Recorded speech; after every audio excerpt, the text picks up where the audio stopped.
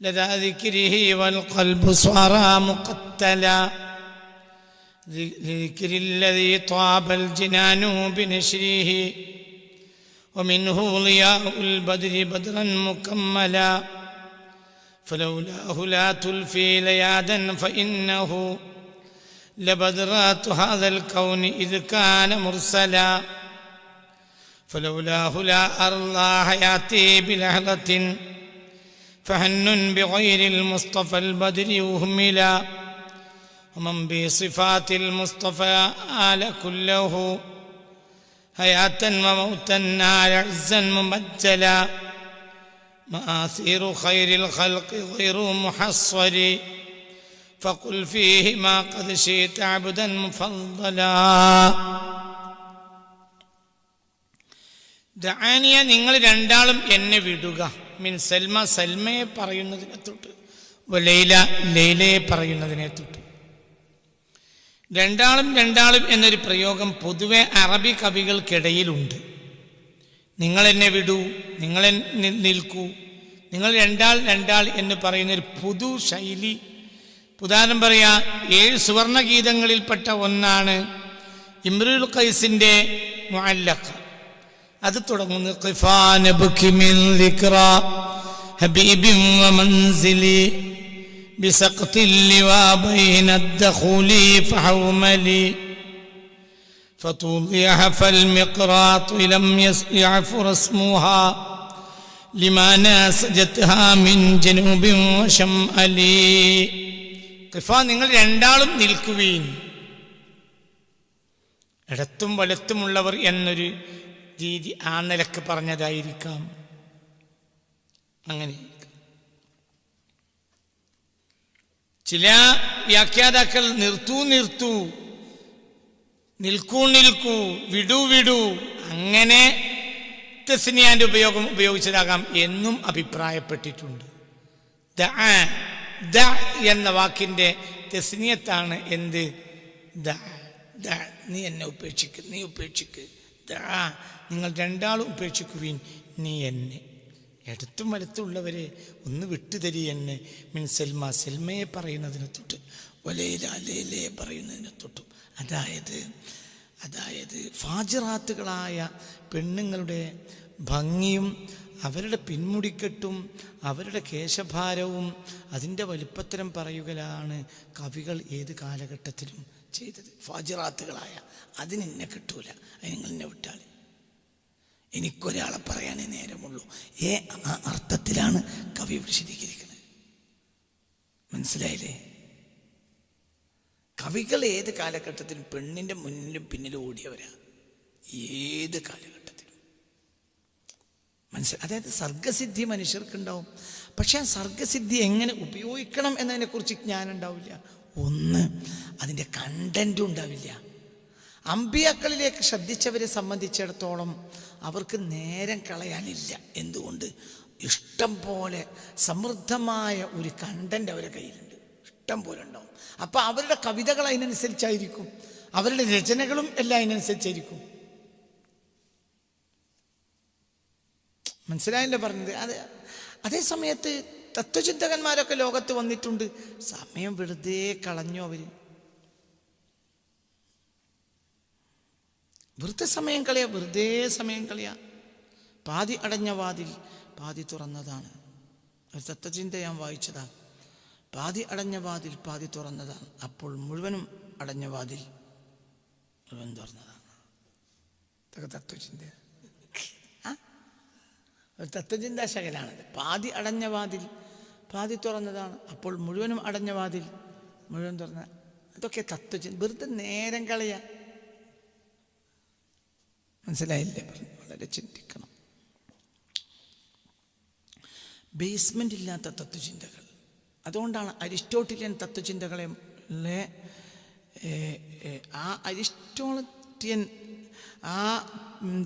Aristotelian മിഥോളജിയെ മുഴുവനും ഇസ്ലാം വേണ്ടെന്ന് വെച്ച് അത് ഇസ്ലാമിൽ പ്രശ്നം മാത്രം ഉണ്ടാക്കിയത്. അതൊരു ചർച്ചയാണ്. അത് ഞാൻ ഇപ്പം പറഞ്ഞിട്ടില്ല, പിന്നെ പറയും. അതൊരു എന്തുകൊണ്ട് യൂറോപ്പിൻ്റെ ചിന്താഗതികൾ മുഴുവനും ഒരു കണ്ടന്റ് അവർക്ക് കിട്ടിയില്ല. അപ്പോൾ ചിന്താഗതിക്കാരൊക്കെ വന്നു, പക്ഷെ അവർ സമയം കളഞ്ഞു. പിന്നെ അവർ സമയം കളഞ്ഞതിലെ വലിയൊരു ശതമാനവും ബ്ലാക്ക് മാജിക്കിലാണ്. ബ്ലാക്ക് മാജിക്കിൽ സമയം കളഞ്ഞു.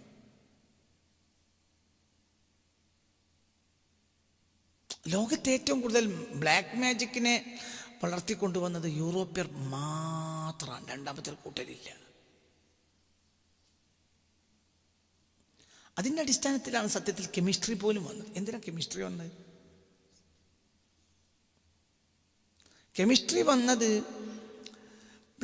ബ്ലാക്ക് മാജിക്കിന് ആവശ്യമായ രസക്കൂട്ടുകളെ സംവിധാനിക്കുക, സ്വരൂപിക്കുക എന്ന അടിസ്ഥാനത്തിലാണ് അടിസ്ഥാനപരമായി ആൽക്കമിയും കെമിസ്ട്രിയും ഒക്കെ വരുന്നത്. അത് അടിസ്ഥാനം. അയാഥാർത്ഥ്യങ്ങളുടെ പിന്നാലെയാണ് എക്കാലത്തും ആൽക്കമി ഓടിയത്. അയാഥാർത്ഥ്യങ്ങൾ പിന്നാലെ, അതായത് വില കുറഞ്ഞ ലോഹങ്ങളെ വില കൂടിയ ലോഹങ്ങളാക്കി മാറ്റുക. ഇതാണ് ആൽക്കമിയുടെ അടിസ്ഥാനം. അത് അയാഥാർത്ഥ്യമാണ്. എന്നൊക്കെ പറഞ്ഞത് മനസ്സിലായില്ലേ? ഇതിൻ്റെ രസക്കൂട്ടുകൾ കണ്ടുപിടിക്കുക, അതിൻ്റെ വകഭേദങ്ങളാണ് പിന്നീട് എന്തായി മാറിയത്? ബ്ലാക്ക് മാജിക്കായി മാറിയത്. കെമിസ്ട്രിയുടെ അടിസ്ഥാനം ബ്ലാക്ക് മാജിക്കാണ്. ഇഷ്ടം പോലെ പഠനങ്ങളുണ്ട് ഈ വിഷയത്തിൽ, വെറുതെ പറയല്ല. കെമിസ്ട്രിയുടെ അടിസ്ഥാനം ബ്ലാക്ക് മാജിക്കാണ്. സത്യത്തിൽ ബ്ലാക്ക് മാജിക്കിനെ ആധുനിക ശാസ്ത്രമാണ് താലോലിച്ചിട്ടുള്ളത്. അത് മുഴുവനും, അതിൻ്റെ ഊടും പാവും കൊടുത്തത് മുഴുവനും യൂറോപ്പാണ്. ഏഷ്യൻ ആഫ്രിക്കൻ രാജ്യങ്ങളല്ല. ഏഷ്യൻ ആഫ്രിക്കൻ രാജ്യങ്ങൾക്ക് ഒരു കാലത്തും കണ്ടന്റുകൾക്ക് ദൗർലഭ്യത ഉണ്ടായിട്ടില്ല. എന്തുകൊണ്ട്? പ്രവാചകന്മാരെ മണ്ണാണ്. അപ്പോൾ അവർക്ക് ഒരു കമ്മി ഉണ്ടാവില്ല. മനസ്സിലാവേണ്ട പറഞ്ഞത്, അതിലേക്ക് ഒരിക്കലും യൂറോപ്പ് വന്നതുമില്ല. യൂറോപ്പിനെ സംബന്ധിച്ചിടത്തോളം ലാ യകാദൂന യഫ്ഖഹൂന ഖൗല, ലാ യകാദൂന യഫ്ഖഹൂന ഖൗല, ലാ യഫ്ഖഹൂന ഖൗല എന്നല്ല, ലാ യകാദൂന യഫ്ഖഹൂന ഖൗല, ലാ യകാദൂന യഫ്ഖഹൂന ഖൗല. അവർ കാര്യങ്ങളെ മനസ്സിലാക്കാൻ അടുക്കുന്നു പോലുമില്ല. ലാ യഫ്ഖഹൂന ഖൗല എന്ന് പറഞ്ഞാൽ അവർ മനസ്സിലാക്കുന്നില്ല എന്നാണ് അർത്ഥം. ലാ യകാദൂന യഫ്ഖഹൂന ഖൗല എന്ന് പറഞ്ഞാൽ ചാൻസും ഇല്ല, അടുക്കുന്നു പോലും ഇല്ല. ഉദാഹരണം പറയാം. ഇപ്പൊ പുറത്തൊരാളുണ്ട്, അയാളോട് മജ്‌ലിസിലിരിക്കാൻ പറയുന്നു. പിന്നെ ഞങ്ങളോട് പറഞ്ഞു, നിങ്ങൾ പോയി സംസാരിച്ചു. അപ്പോൾ ഞാൻ വരാം, ഞാൻ വന്നിരിക്കാം, ഞാൻ അയാളൊക്കെ നോക്കുകയാണ്, ഞാൻ വന്നിരിക്കാം എന്നാൽ പറഞ്ഞാൽ അയാൾ ഇപ്പോൾ ഇരിക്കുന്നില്ല, എന്നാൽ ഇരിക്കും എന്നാണ്. അതേസമയത്ത് അയാൾ ഒരിക്കലും തയ്യാറായില്ലെങ്കിൽ എന്താ പറയാ? ലാ യകാദു അൻ യജ്ലിസ, ഇരിക്കാൻ അടുക്കുന്നുമില്ല. ലാ യകാദൂന യഫ്ഖഹൂന ഖൗല. മനസ്സിലാവേണ്ടി പറഞ്ഞ കൊക്കേഷ്യൻസിനെ പറ്റിയാണ് പറഞ്ഞത്. കൊക്കേഷ്യൻസ് ആണ് ഏത് കാലഘട്ടത്തിലും ലോകത്തെ കൊള്ളക്കാർ. കൊക്കേഷ്യൻസാണ്.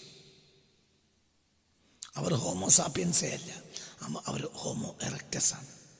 അതുകൊണ്ട് അവരുടെ ജീന് തന്നെ വേറെയാ, നമ്മുടെ ജീനല്ല. ഈ അടുത്ത കാലഘട്ടത്തിൽ വന്ന ചില പഠനങ്ങൾ അവരിൽ ആനിമൽ കണ്ടന്റ് കൂടുതലാണെന്നാണ്. അങ്ങനെ വരുമ്പോൾ ചില വസ്തുതകളിലേക്ക് നമ്മൾ ചെന്നെത്തേണ്ടി വരും. ഞാൻ പിന്നെ പറയാം. ഒരു നിലക്ക് അതിപ്പോൾ പറയാനായില്ല, പറഞ്ഞാൽ നിങ്ങൾ എന്നെ ട്രോളും. പറയും ഇൻഷാ അല്ലാഹ്. ചില സത്യങ്ങൾ പിന്നീട് നമുക്ക് ബോധ്യപ്പെടുന്ന ഞാൻ മനസ്സിലാക്കണം ഇൻഷാ അല്ലാഹ്. എന്തോ ഒരു സംഭവം ഉണ്ട് അതിൽ. അപ്പൊ എന്താ പറഞ്ഞ മനസ്സിലായില്ലേ? അതായത് കവികൾക്ക് ഏത് കാലഘട്ടത്തിലും എന്താ സംഭവിച്ചത്? കവികൾ ഇപ്പൊ സബഉൽ മുഅല്ലഖാത്തിൽ ഒരു ധർമ്മ എഴുതി വെച്ചിട്ടില്ല. 7 സുവർണ ഗീതങ്ങളാണ്. അതിനെ വെല്ലാനുള്ള കവിതകൾ ഇന്ന് വരെ വിരചിതമായിട്ടില്ല. കഅബാലയത്തിൽ കെട്ടിത്തൂക്കി 7 സുവർണ സബഉൽ മുഅല്ലഖാത്ത്, 7 സുവർണ ഗീതങ്ങൾ. അതിൽ ഇതാണ് പറഞ്ഞത്, ഖിഫാ നിങ്ങൾ നിൽക്കുവീൻ, നബ്കി ഹബീബ്, എൻ്റെ കാമുകിയെ ഓർത്തുകൊണ്ട് അല്പനേരം നിൽക്കി.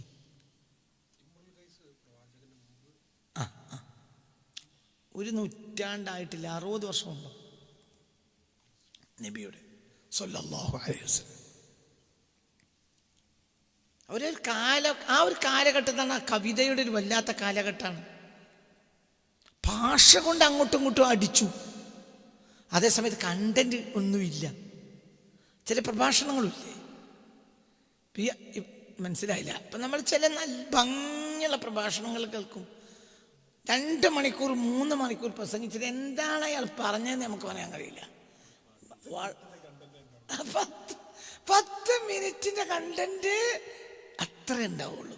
പക്ഷെ 3 മണിക്കൂർ ഇങ്ങനെ അലക്കും. അത് നമുക്ക് വല്ലാത്തൊരു സ്വരഭംഗി നൽകും. പക്ഷെ ഒന്നും ഉണ്ടാവില്ല.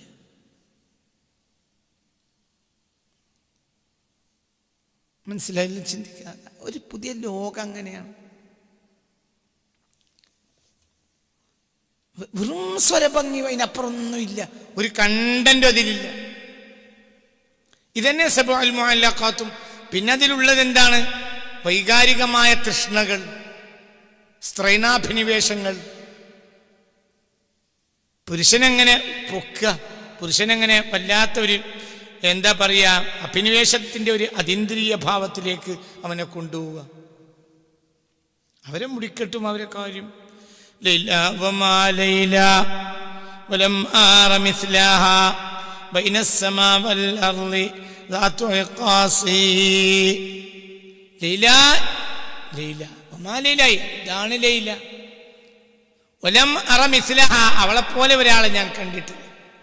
ബൈന السما والارض, ആകാശത്തിൻ്റെയും ഭൂമിയുടെയും ഇടയിൽ ذات عقاصي, ഇത്ര മുടിക്കെട്ടിന് ഭംഗിയുള്ള ഒരു പെണ്ണിനെ ഞാൻ വേറെ കണ്ടിട്ടില്ല. അവർ കവിത മനസ്സിലായി. അതായത് പെണ്ണുങ്ങളെ മുടിക്കെട്ടിനെ വർണ്ണിക്കുക, മുന്നും പിന്നും വർണ്ണിക്കുക. അങ്ങനെ സമയം കളഞ്ഞവരാണ് കവികൾ മുഴുവനും, ഏകദേശ കവികളൊക്കെ. ഒരു കാര്യം അവർക്ക് പറയാൻ കഴിഞ്ഞില്ല. എന്തുകൊണ്ട് അവർക്കതില്ല? പ്രവാചകന്മാരിലേക്ക് ശ്രദ്ധിച്ചവർക്ക് ഈ പ്രശ്നം ഉണ്ടായില്ല. ഉണ്ട്. ഇപ്പം ഇന്നലെ ആ ശിഹാബ് ഒരു പാട്ട് പാടി, ഉദാഹരണം പറയാം. അല്ലാ, വല്ലാത്ത പാട്ട്. അതിനൊരു ഉള്ളുണ്ട്. ഞാനതിനൊരു കാരണമാണ്. എനിക്ക് ആമിന ബീവിയിൽ വല്ലാത്തൊരു വല്ലാത്തൊരു എന്താ പറയുക, ഒരിഷ്ടം, ഒരു വല്ലാത്തൊരു സ്നേഹബന്ധം വളർന്ന ഒരു കാലമാണിപ്പോൾ. ഞാൻ ആമിന ബീവിയെ പഠിച്ചപ്പോൾ എനിക്ക് വല്ലാത്തൊരു ദുഃഖം തോന്നി. റളിയല്ലാഹു അൻഹ വല്ലാത്തൊരാളാണ് ഈ ആമിന ബീവി. ആമിന ബീവിയെ നരകത്തിലാക്കാൻ ശ്രമിച്ചു എന്നത് ഒരു ദുരന്തമാണ്. എവിടേക്കൊക്കെ മുസ്ലിങ്ങൾ പോയി എന്ന് പറഞ്ഞാൽ അതൊരു ദുരന്തം, വല്ലാത്ത ദുരന്തം. എന്തുകൊണ്ട് ആമിന ബീവി ഖുർആൻ ഓതിയിലാന്ന് ഇപ്പോൾ ചില ആളുകൾ ചോദിക്കുന്നത്. നിസ്കരിക്കാത്ത, ഖുർആൻ ഓതാത്ത ആമിന ബീവിക്ക് എങ്ങനെ സ്വർഗം കിട്ടുക? എന്തൊരു വിട്ടികളാണ് ഇവര്, എന്തൊരു വിട്ടികളാണ്. 6 വയസ്സ്, ഈ കുട്ടിക്ക് 6 വയസ്സാവും അമ്മ മരിക്കുക. ഭയങ്കരമാണ്. അതൊരു രംഗാണ്. അതിനൊരു പകരം പറയാൻ കഴിയില്ല. ഇല്ലാത്തൊരു രംഗാണത്. ഞാൻ ഈ അടുത്ത കാലത്ത് ആമിന ബീവിയെ കുറിച്ച് കുറേ വായിച്ചിട്ടുണ്ട്, പഠിച്ചിട്ടുണ്ട്. അപ്പോൾ എനിക്ക് ആമിന ബീവി ഒരു വല്ലാത്തൊരു എന്താ പറയുക, ഒരു ദുഃഖം. ആ കുട്ടി എന്ന് പറഞ്ഞാൽ ആമിന ബീവിയുടെ ജീവനാണ്. എന്നിട്ട് ആ കുട്ടി 6 വയസ്സിൽ ആമിന ബീവി മരിച്ചു പോവുക. പിന്നെ ആ ഖബറിൻ്റെ അടുത്ത് നിന്ന് ഈ കുട്ടിക്ക് പോരാൻ കഴിയാത്തൊരവസ്ഥ ഉണ്ടാവുകയാണ്. അതാണ് ആ പാട്ടിൻ്റെ ഉള്ളിൽ. അത് നമുക്ക് സഹിക്കാൻ കഴിയില്ല. മനസ്സിലായി? പെണ്ണുങ്ങളെ മുടിക്കെട്ട് കണ്ടാൽ കേട്ടാൽ നമ്മൾ അത്രയും തമ്മാടിയാവുന്നല്ല. അള്ളാഹു നമ്മളെ കാത്തിരക്ഷിക്കട്ടെ. അതെന്താ ഇതിലുള്ളത്? ഇതങ്ങനെയല്ല. ഇതിൻ്റെ പിന്നിലൊരു ചരിത്രമുണ്ട്. ഇതിൻ്റെ പിന്നിൽ 1400-ലേറെ വർഷം മുസ്ലിം ലോകം അടക്കി പിടിച്ചൊരു ദുഃഖമുണ്ട്, അല്ലേ? വല്ലാത്തൊരു സംഭവമാണ്. എന്നിട്ട് ഈ മനുഷ്യൻ്റെ ദിക്ർ ജീവിതത്തിൽ അൽഹംദുലില്ലാ ഞാൻ ഇന്നലെ രാത്രി അതെങ്ങനെ ഓർത്തുപോയി. മനസ്സിലായി? ഒരല്പം കമ്മിയാകുമ്പോഴത്തിന് പടച്ചവനെ ആക്ഷേപിക്കുന്നൊരു ജനതയിലാണ് നമ്മൾ ജീവിക്കുന്നത്. അല്ലേ? അങ്ങനെയല്ലേ ഉണ്ടായത്? ചൂരൽമല പൊളിഞ്ഞപ്പോഴും കുറ്റം അല്ലാഹ്ക്കാണ്. അല്ലേ? അങ്ങനെയല്ലേ? ഇനി 900 കണ്ടി പൊളിയാണെങ്കിലും കുറ്റം അല്ലാഹ്ക്കല്ലേ.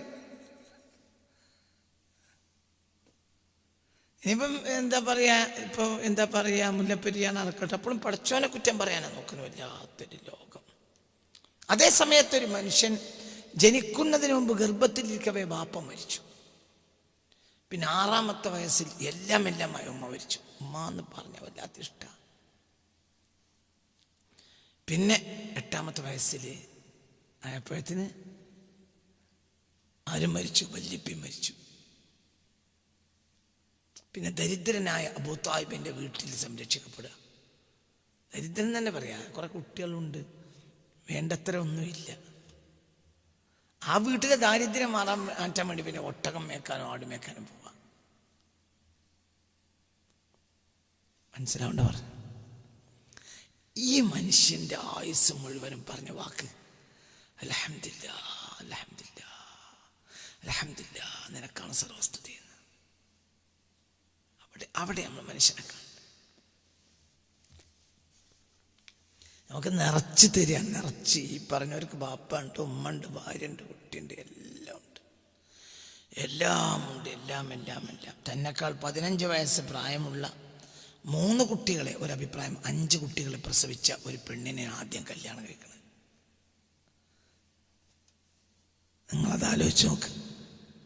ആരും ആഗ്രഹിച്ചു പോകുന്നൊരു യുവക്കോമളനാണ് ഈ മനുഷ്യൻ, മുഹമ്മദ് മുസ്തഫ. എന്നിട്ടാണ് ഈ മനുഷ്യനെ സ്ത്രീലമ്പടെന്ന് പറഞ്ഞത് സല്ലല്ലാഹു അലൈഹി വസല്ലം. ഖദീജ ബി മരിക്കുന്നത് വരെ വേറൊരാളെ റസൂൽ കല്യാണം കഴിച്ചിട്ടില്ല സല്ലല്ലാഹു അലൈഹി വസല്ലം. പിന്നെ വേറെ കല്യാണം കഴിച്ചില്ല. അതൊരു പൊളിറ്റിക്കൽ ഡിപ്ലോമസിയാണ്. അതായത് യൗവനം മനസ്സിലാണ്ട് പറഞ്ഞ 53 വയസ്സാകുമ്പോഴാണ് നിങ്ങൾ ആലോചിക്കുക. 50 വയസ്സിൽ 50ാമത്തെ വയസ്സിലാണ് ആര് മരിക്കുന്നത്? ഖദീജ മരിക്കുന്നത് 50ാമത്തെ വയസ്സിലാണ്. അപ്പോഴത്തേന് കല്യാണം കഴിച്ചിട്ട് 25 കൊല്ലം കഴിഞ്ഞു. എന്നിട്ടാണ് വേറെ കല്യാണം കഴിക്കുന്നത്. അതൊക്കെ അതിൻ്റെ താല്പര്യം അതാണ്. അങ്ങനെ അത് വായിക്കേണ്ടത്. മനസ്സിലാവേണ്ട പറഞ്ഞത്. അതൊക്കെ നിങ്ങളൊന്ന് ആലോചിച്ച് നോക്ക്. എന്നിട്ട് ജീവിതം മുഴുവനും അൽഹംദുലില്ലാ എന്ന് പറഞ്ഞ ആളാണ്.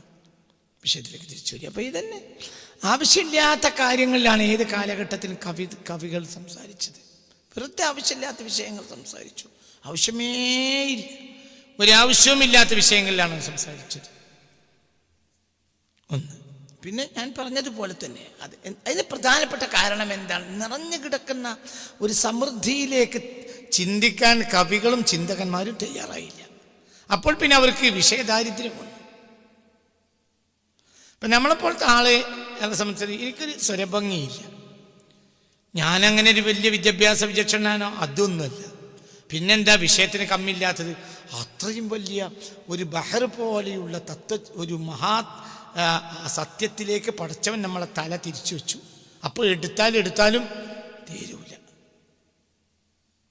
സ്വരഭംഗിയുള്ളവർ, കവികൾ, നല്ല കവികൾ, നല്ല ഭാഷാ സമ്രാട്ടുകൾ, പക്ഷേ അവർക്ക് വിഷയദാരിദ്ര്യം. എന്തുകൊണ്ട്? വിഷയമുള്ളതിലേക്ക് അവർക്ക് ചിന്തിക്കാൻ കഴിഞ്ഞതുമില്ല. പിന്നെ അവരെ ആ കൊള്ളലും കൊടുക്കലും നടന്നത് മുഴുവനും ബ്ലാക്ക് മാജിക്കിലാണ്. എല്ലാം. ഇപ്പോൾ ഹിപ്പേഷ്യയെ പറ്റി നിങ്ങൾ പഠിച്ചിട്ടില്ലേ? ഹിപ്പേഷ്യ എന്ന് പറഞ്ഞാൽ മാത്സിൽ ജീനിയസാണ്. പക്ഷെ അവരെ കൊല്ലുക ചെയ്ത്. കുറ്റം പറയാനും ആവില്ല. എന്തുകൊണ്ട്? എന്തായിരുന്നു അവരുടെ പ്രധാനപ്പെട്ട ജോലി?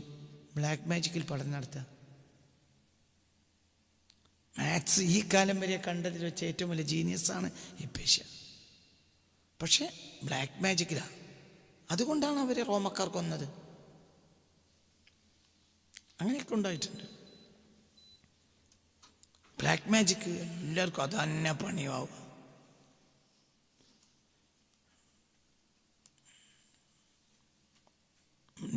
നിയോപ്ലാറ്റോണിസം മുഴുവനും വന്നത് ബ്ലാക്ക് മാജിക്കിനെ സമുദ്ധരിക്കുക എന്നത് മാത്രമായിരുന്നു അതിൻ്റെയൊക്കെ പിന്നിലുള്ള ലക്ഷ്യം. അതിന് വീണ്ടും ആളുകൾ വന്നിട്ടുണ്ട് ചരിത്രത്തിൽ. 20-ാം നൂറ്റാണ്ടിൽ പോലും ബ്ലാക്ക് മാജിക്കിന് പ്രവാചകനുണ്ട്. ഞാൻ പുസ്തകം എഴുതി കഴിഞ്ഞിട്ടുണ്ട്, പുറത്തിറക്കാൻ പേടിച്ചിട്ടിരിക്കുക. അവർക്ക് വേദഗ്രന്ഥമുണ്ട്, 20-ാം നൂറ്റാണ്ടിൽ അവതരിച്ച വേദഗ്രന്ഥമുണ്ട്. എന്താ പറഞ്ഞോ ഇത്? എന്താ ഞാൻ പറഞ്ഞ്? എന്താ പറഞ്ഞോയോ? എന്താ പറഞ്ഞേ? ഞാനത് പഠിച്ചതാ, എഴുതിച്ചിട്ടുണ്ട്. ഇനി പ്രസ്സിൽ കൊടുക്കാൻ വേണ്ടു. വേദഗ്രന്ഥം തന്നല്ല, അവർക്ക് വേദഗ്രന്ഥം, പിശാച് കൊടുക്കുന്ന ഗ്രന്ഥം. പിശാചിനാൽ കിട്ടിയ വേദഗ്രന്ഥം എന്ന് പറയാൻ പറ്റില്ലെങ്കിൽ ഗ്രന്ഥം, ഒരു വേദഗ്രന്ഥത്തിന് സമാനമായ ഗ്രന്ഥം. 20-ാം നൂറ്റാണ്ടിലും അവർക്ക് പ്രവാചകൻ വന്നിട്ടുണ്ട്. അതിനാണ് സാത്താനിസം എന്ന് പറയാം. സാത്താനിസത്തിൻ്റെ ആളുകളാണ് ലോകം മുഴുവനും. അതിന് 20-ാം നൂറ്റാണ്ടിലും പ്രവാചകന്മാരുണ്ട്. അവരൊരുമിച്ച് കൂടിയാണ് 1-ാം ലോകമഹായുദ്ധവും 2-ാം ലോകമഹായുദ്ധം ഉണ്ടാക്കിയത്. എൻ്റെ പിന്നിലുള്ള ചില ശക്തികളുണ്ട്. അമേരിക്കൻ ബ്രിട്ടനും ഒരു നിലക്ക് നിരപരാധികളാണ്, അല്ലെങ്കിൽ താല്പര്യം വേറെയാണ്. അതൊക്കെ വേറെ വിഷയങ്ങളാണ്. ഞാനും തമാശ പറയല്ല. അത് എല്ലാ കാലത്തുണ്ട്. 20-ാം നൂറ്റാണ്ടിൽ അതിശക്തരാണ്. 20-ാം നൂറ്റാണ്ടിൽ അത് അതിശക്തരാണ്. പർവ്വതാരോഹകരിൽ നല്ലൊരു ശതമാനവും പിശാചിനെ തേടിപ്പോയതാണ്. പിന്നെ അവർ അവാർഡ് വാങ്ങി. ഇത് ഞാൻ ഒരു ചെറിയ ഒരു വാക്ക് ഇങ്ങനെ പുറത്ത് കിട്ടതാണ്, അത്രയേ ഉള്ളൂ. അതൊന്നല്ല സത്യം. പർവ്വതാരോഹകർ മുഴുവനും പിശാചിനെ തേടിപ്പോയത്. മുഴുവൻ എന്ന് പറഞ്ഞാൽ വലിയൊരു ശതമാനം. മുഴുവൻ എന്ന് പറയാൻ എനിക്ക് പൂതിയാണ്, പിന്നെ അതിന് പ്രശ്നം ഉണ്ടാവാതിരിക്കാൻ വേണ്ടി വലിയ ശതമാനം പറയുകയാണ്. പിശാചിനെ തേടിപ്പോയത്. അവർക്ക് പിശാചുമായി സംസാരിക്കാൻ കഴിയും ഒരു പ്രത്യേക അവസ്ഥയിലെത്തിയാൽ. രാത്രി അവർ പർവ്വതത്തിന് മുകളിൽ താമസിക്കും, പിശാച് അവരോട് സംസാരിക്കും. എപ്പോഴും അങ്ങനെയാണ്. സീ ലെവലിൽ നിന്ന് കുറച്ചും കൂടി പൊങ്ങുക, അല്ലെങ്കിൽ സീ ലെവലിൽ നിന്ന് കുറച്ചും കൂടി താഴുക. ഈ അവസ്ഥയിലാണ് പിശാചിൻ്റെ കമ്മ്യൂണിക്കേഷൻസ് ഉണ്ടാവുക. നിങ്ങളെൻ്റെ കൂടെ ഇല്ല. സീ ലെവലിലല്ല ഉണ്ടാവുക. സീ ലെവലിൽ പിശാചിൻ്റെ ഉപദ്രവം ഉണ്ടാവുക. സീ ലെവലിൽ നിന്നല്ലേ അങ്ങോട്ട് പൊങ്ങണം. എത്ര പൊങ്ങിയോ അതിനനുസരിച്ച് ഭൂമിയുടെ ഏതെങ്കിലും ഒന്നിനോട് ടച്ച് ചെയ്താൽ മതി. ആ സാഹചര്യത്തിൽ ഇവന് പൈശാചികവാദം ഉണ്ടാവും. പിശാചിൻ്റെ ബോധനം സീ ലെവലിന് അടിയിലേക്കും വരും. അതാണ് ഈ മധ്യനിലപാടിൻ്റെ ഗുണം. മേലക്ക് പൊങ്ങിയാലുണ്ടാവും, താഴത്തേക്ക്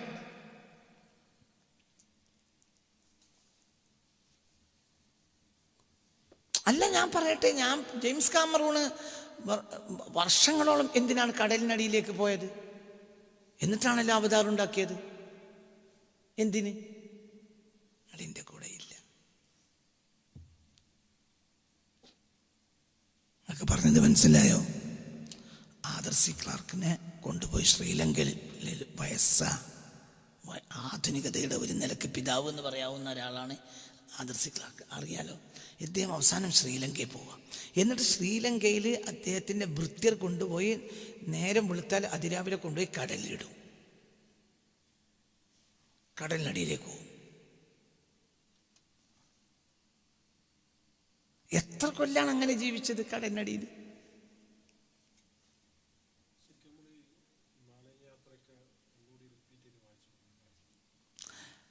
പുതിയ വായന വായിക്കേണ്ടതുണ്ട്. റബ്ബ് സഹായിച്ചാൽ ഞാൻ ആ പുസ്തകം പുറത്തേക്ക് കൊണ്ടുവരും. ഞാനത് ചെറിയ വാക്ക് പറയല്ല. പിന്നെ നിങ്ങൾക്ക് ഞാൻ ഈ പറയുന്ന ചില സമയത്ത് അങ്ങനെ മനസ്സിലാവില്ല. അത് മനസ്സിലാകാതിരിക്കാനുള്ളൊരു കാരണം എന്താണെന്ന് വെച്ചാൽ അത് ഒരു പഠനത്തിൻ്റെ വ്യത്യാസം. ഇപ്പം ഞാൻ പറയട്ടെ, പർവ്വതാരോഹകർ പിശാചിനെ തേടിപ്പോയതാന്ന് പറഞ്ഞാൽ ഞങ്ങൾ വിശ്വസിക്കൂ? പർവ്വതാരോഹണത്തിൻ്റെ മുഴുവനും അടിസ്ഥാനം പിശാചാണ്. കടലിനടിയിലേക്ക് ഇറങ്ങി ജീവിച്ചവരുണ്ട്, അതിൻ്റെ അടിസ്ഥാനം പിശാചാണ്. എല്ലാവരും അല്ല, ഒരു എൻജോയ്മെൻറ്റിന് വേണ്ടി പോയവരുണ്ടാവാം. ചിലപ്പോൾ അവരെയും പിശാച് ബാധിച്ചിട്ടുണ്ടാവും. വെള്ളത്തിൻ്റെ അടിയിൽ നിന്ന് ഉത്ഭവിച്ചതാണ് അവതാർ, ജെയിംസ് കാമറൂണിൻ്റെ. ഇന്ന് നമ്മുടെ ആധുനിക 21ാം നൂറ്റാണ്ടിൽ ഒരു ജീനിയസ് എന്ന് പറയാവുന്ന ഡയറക്ടർ ലോകത്തുള്ളത് ജെയിംസ് കാമറൂണാണ്. എന്താണ് അയാൾക്ക് കടലിനടിയിൽ ഇത്ര വലിയ വിഷയം? വയസ്സൻ വയസ്സൻ വയസ്സൻ വയസ്സൻ തൊണ്ടൻ തൊണ്ടനായിട്ടാണ് ആദർ സി ക്ലാർക്കിനെ കൊണ്ടുപോയിട്ട് കടലിലിടുന്നത്. കടലിനടിയിലേക്ക് പോവാം. വൈകുന്നേരമായ പൊങ്ങി വരും, എന്നിട്ട് ബംഗ്ലാവിൽ കൊണ്ടുപോയി കിടത്തും. രാത്രി നേരം വെളുത്ത പിന്നെയും കടലിൽ കൊണ്ടുപോയിടും. അയാൾ ആരാ? ജീനിയസ് അല്ലേ? എന്നിട്ട് അങ്ങനെയല്ലേ ചെയ്തത്? അവർ ജീവിച്ചത് നല്ല ലക്ഷം, അതായത് ആവറേജിന് അപ്പുറമുള്ള ആളുകൾ ഒന്നിരിക്കൽ അവർ ജീവിച്ചത് എന്താണ്? പർവ്വതത്തിന് മുകളില, അല്ലെങ്കിലോ കടലിനടിയില. അതായത് സീ ലെവലിൽ നിന്ന് പൊങ്ങിയാലും പിശാച് ബന്ധം കൂടും, സീ ലെവലിൽ നിന്ന് ഇറങ്ങിയാലും പിശാച് ബന്ധം കൂടും. ജീവിതത്തിൽ ഒരിക്കൽ പോലും കടലിൽ യാത്ര ചെയ്തിട്ടില്ല മുഹമ്മദ് മുസ്തഫ. ജീവിതത്തിൽ ഒരിക്കൽ പോലും കടലിൽ ഇറങ്ങിയിട്ടില്ല. ജീവിതത്തിൽ ഒരിക്കൽ പോലും. വൈ? വമാ അർസൽനാക ഇല്ലാ റഹ്മത്തൻ ലിൽ ആലമീൻ.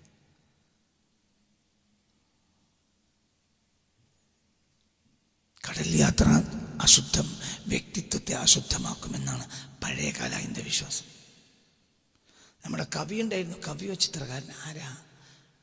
വിഷ്ണു നാരായണ നമ്പൂതിരിയില്ലേ? അല്ലല്ല, വിഷ്ണു നാരായണ നമ്പൂതിരി കവിയല്ലേ? വിഷ്ണു നാരായണ നമ്പൂതിരി അദ്ദേഹത്തിന് ഒരു എനിക്ക് തോന്നുന്നൊരു 10-20 കൊല്ലം മുമ്പാണ് ആ ചർച്ച വരുന്നത്. അദ്ദേഹം ബ്രിട്ടനിലേക്ക് പോയി തിരിച്ചു വന്നപ്പോൾ അദ്ദേഹത്തിന് അവരുടെ ക്ഷേത്രത്തിലുള്ള ജോലി നഷ്ടപ്പെട്ടു. അത് സംബന്ധമായി കേരളത്തിൽ വലിയ ചർച്ച നടന്നിട്ടുണ്ട്. എന്തുകൊണ്ട്? കടൽ കടന്നു പോയാൽ വ്യക്തിത്വം അശുദ്ധമാവും. ബ്രാഹ്മണസിന് കടൽ കടക്കാൻ പാടില്ല. നമ്മൾ ഇതിനെ കളിയാക്കണ്ട, അതിനും പിന്നിൽ എന്തെങ്കിലും ഒന്നുണ്ടാവും. പോകണ്ടെന്നൊന്നും ഇവിടെ വാദമില്ല, എന്നൊന്നുമില്ല. ഞാൻ അതിൻ്റെ പിന്നിൽ കൂട്ടിക്കെട്ടണ്ട. പക്ഷെ അതേ സമയത്ത് എന്തോ സംതിങ് റോങ്.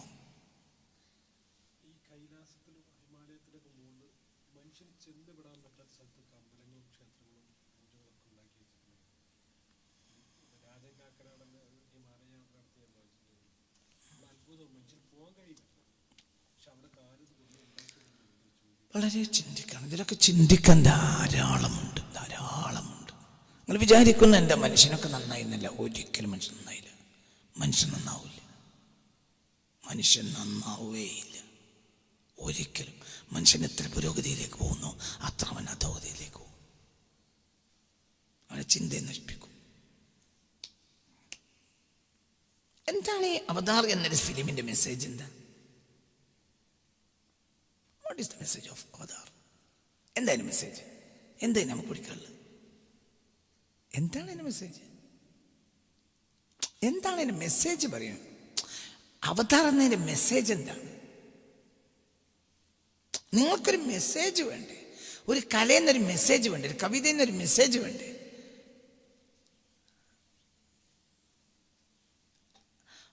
പറയ്, എന്താണ്? What is the message of Avatar? Avatar എന്നതിൻ്റെ ഒരു മെസ്സേജ് എന്താ? അതിന് മെസ്സേജ് വേണല്ലോ.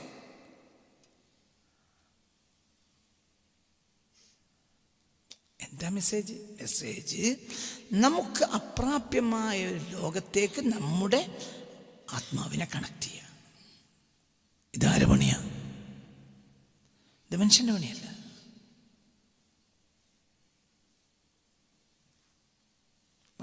വളരെ ചിന്തിക്കണം. ഇതൊക്കെ ചില മുന്നോടികളാണ്.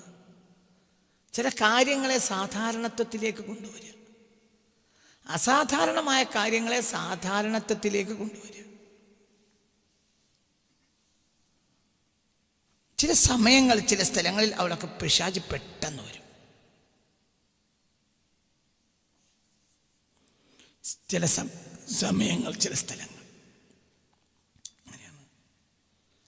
ഈ ഒരു മൊബൈലേ സത്യത്തിൽ പിശാചിൻ്റെ ഒരു ഉപകരണമാണ്. പക്ഷേ ആ സമയത്ത് മൊബൈൽ കളിക്കാൻ പാടില്ല. ഒരു സാധാരണത്വത്തിന് അപ്പുറമുള്ള ചില മെസ്സേജുകൾ നിങ്ങൾ ആ സമയത്ത് ക്യാച്ച് ചെയ്യേണ്ടി വരും. അത് നിങ്ങളെ പിശാച് ബാധക്കും. മെസ്സേജ് മൊബൈൽ നോക്കിയാൽ പോലും പിശാച് കയറും. അങ്ങനെയൊക്കെ സംഭവിക്കും. അതൊക്കെ വളരെ അല്ലാഹുവിനെ പേടിച്ചോളൂ, അങ്ങനെയൊക്കെ സംഭവിക്കും.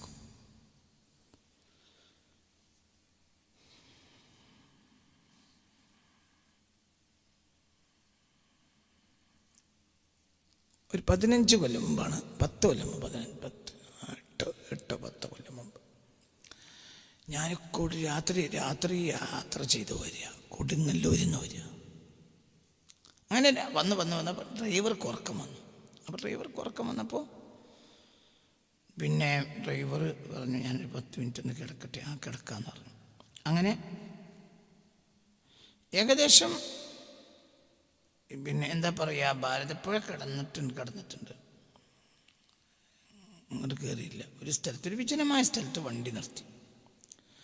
അങ്ങനെ വണ്ടി നിർത്തി എനിക്കോട്ട് ഉറക്കം വന്നതുമില്ല. അത് പിന്നെ സ്വാഭാവികം നമ്മൾ മൊബൈൽ തുറന്ന്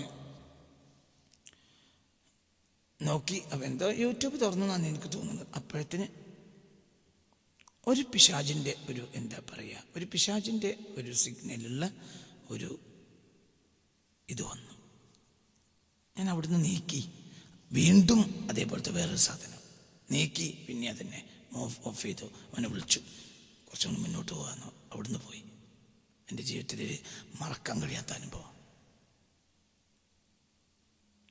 രണ്ടും ഒത്തു.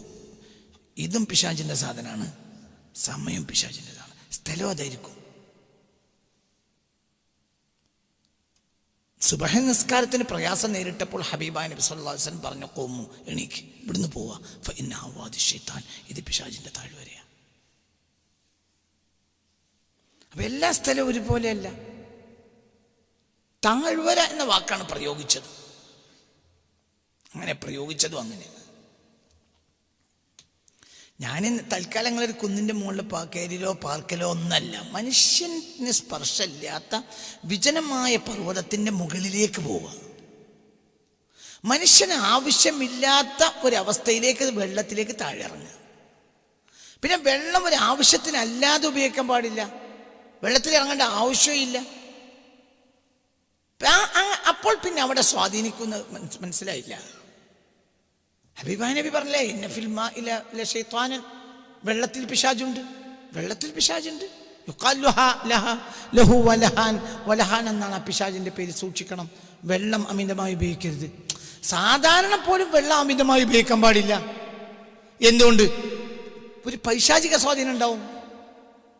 വലാ തുസ്രിഫിൽ മാ, വെള്ളത്തിൽ അമിതമായി നിങ്ങൾ ഉപയോഗിക്കരുത് എന്ന് പറഞ്ഞ് വെള്ളം നഷ്ടപ്പെടും എന്നതുകൊണ്ട് മാത്രമല്ല, അത് നമ്മുടെ ഭൗതിക വായനയാണ്. ഇനി അതിനപ്പുറത്തൊരു സ്പിരിച്വൽ വായനയുണ്ടാവും. പിശാചിൻ്റെ സാധനമാണിത്. പിശാച് വല്ലാതെ ബന്ധപ്പെടുന്ന സാധനമാണ് എന്ത്? വെള്ളം.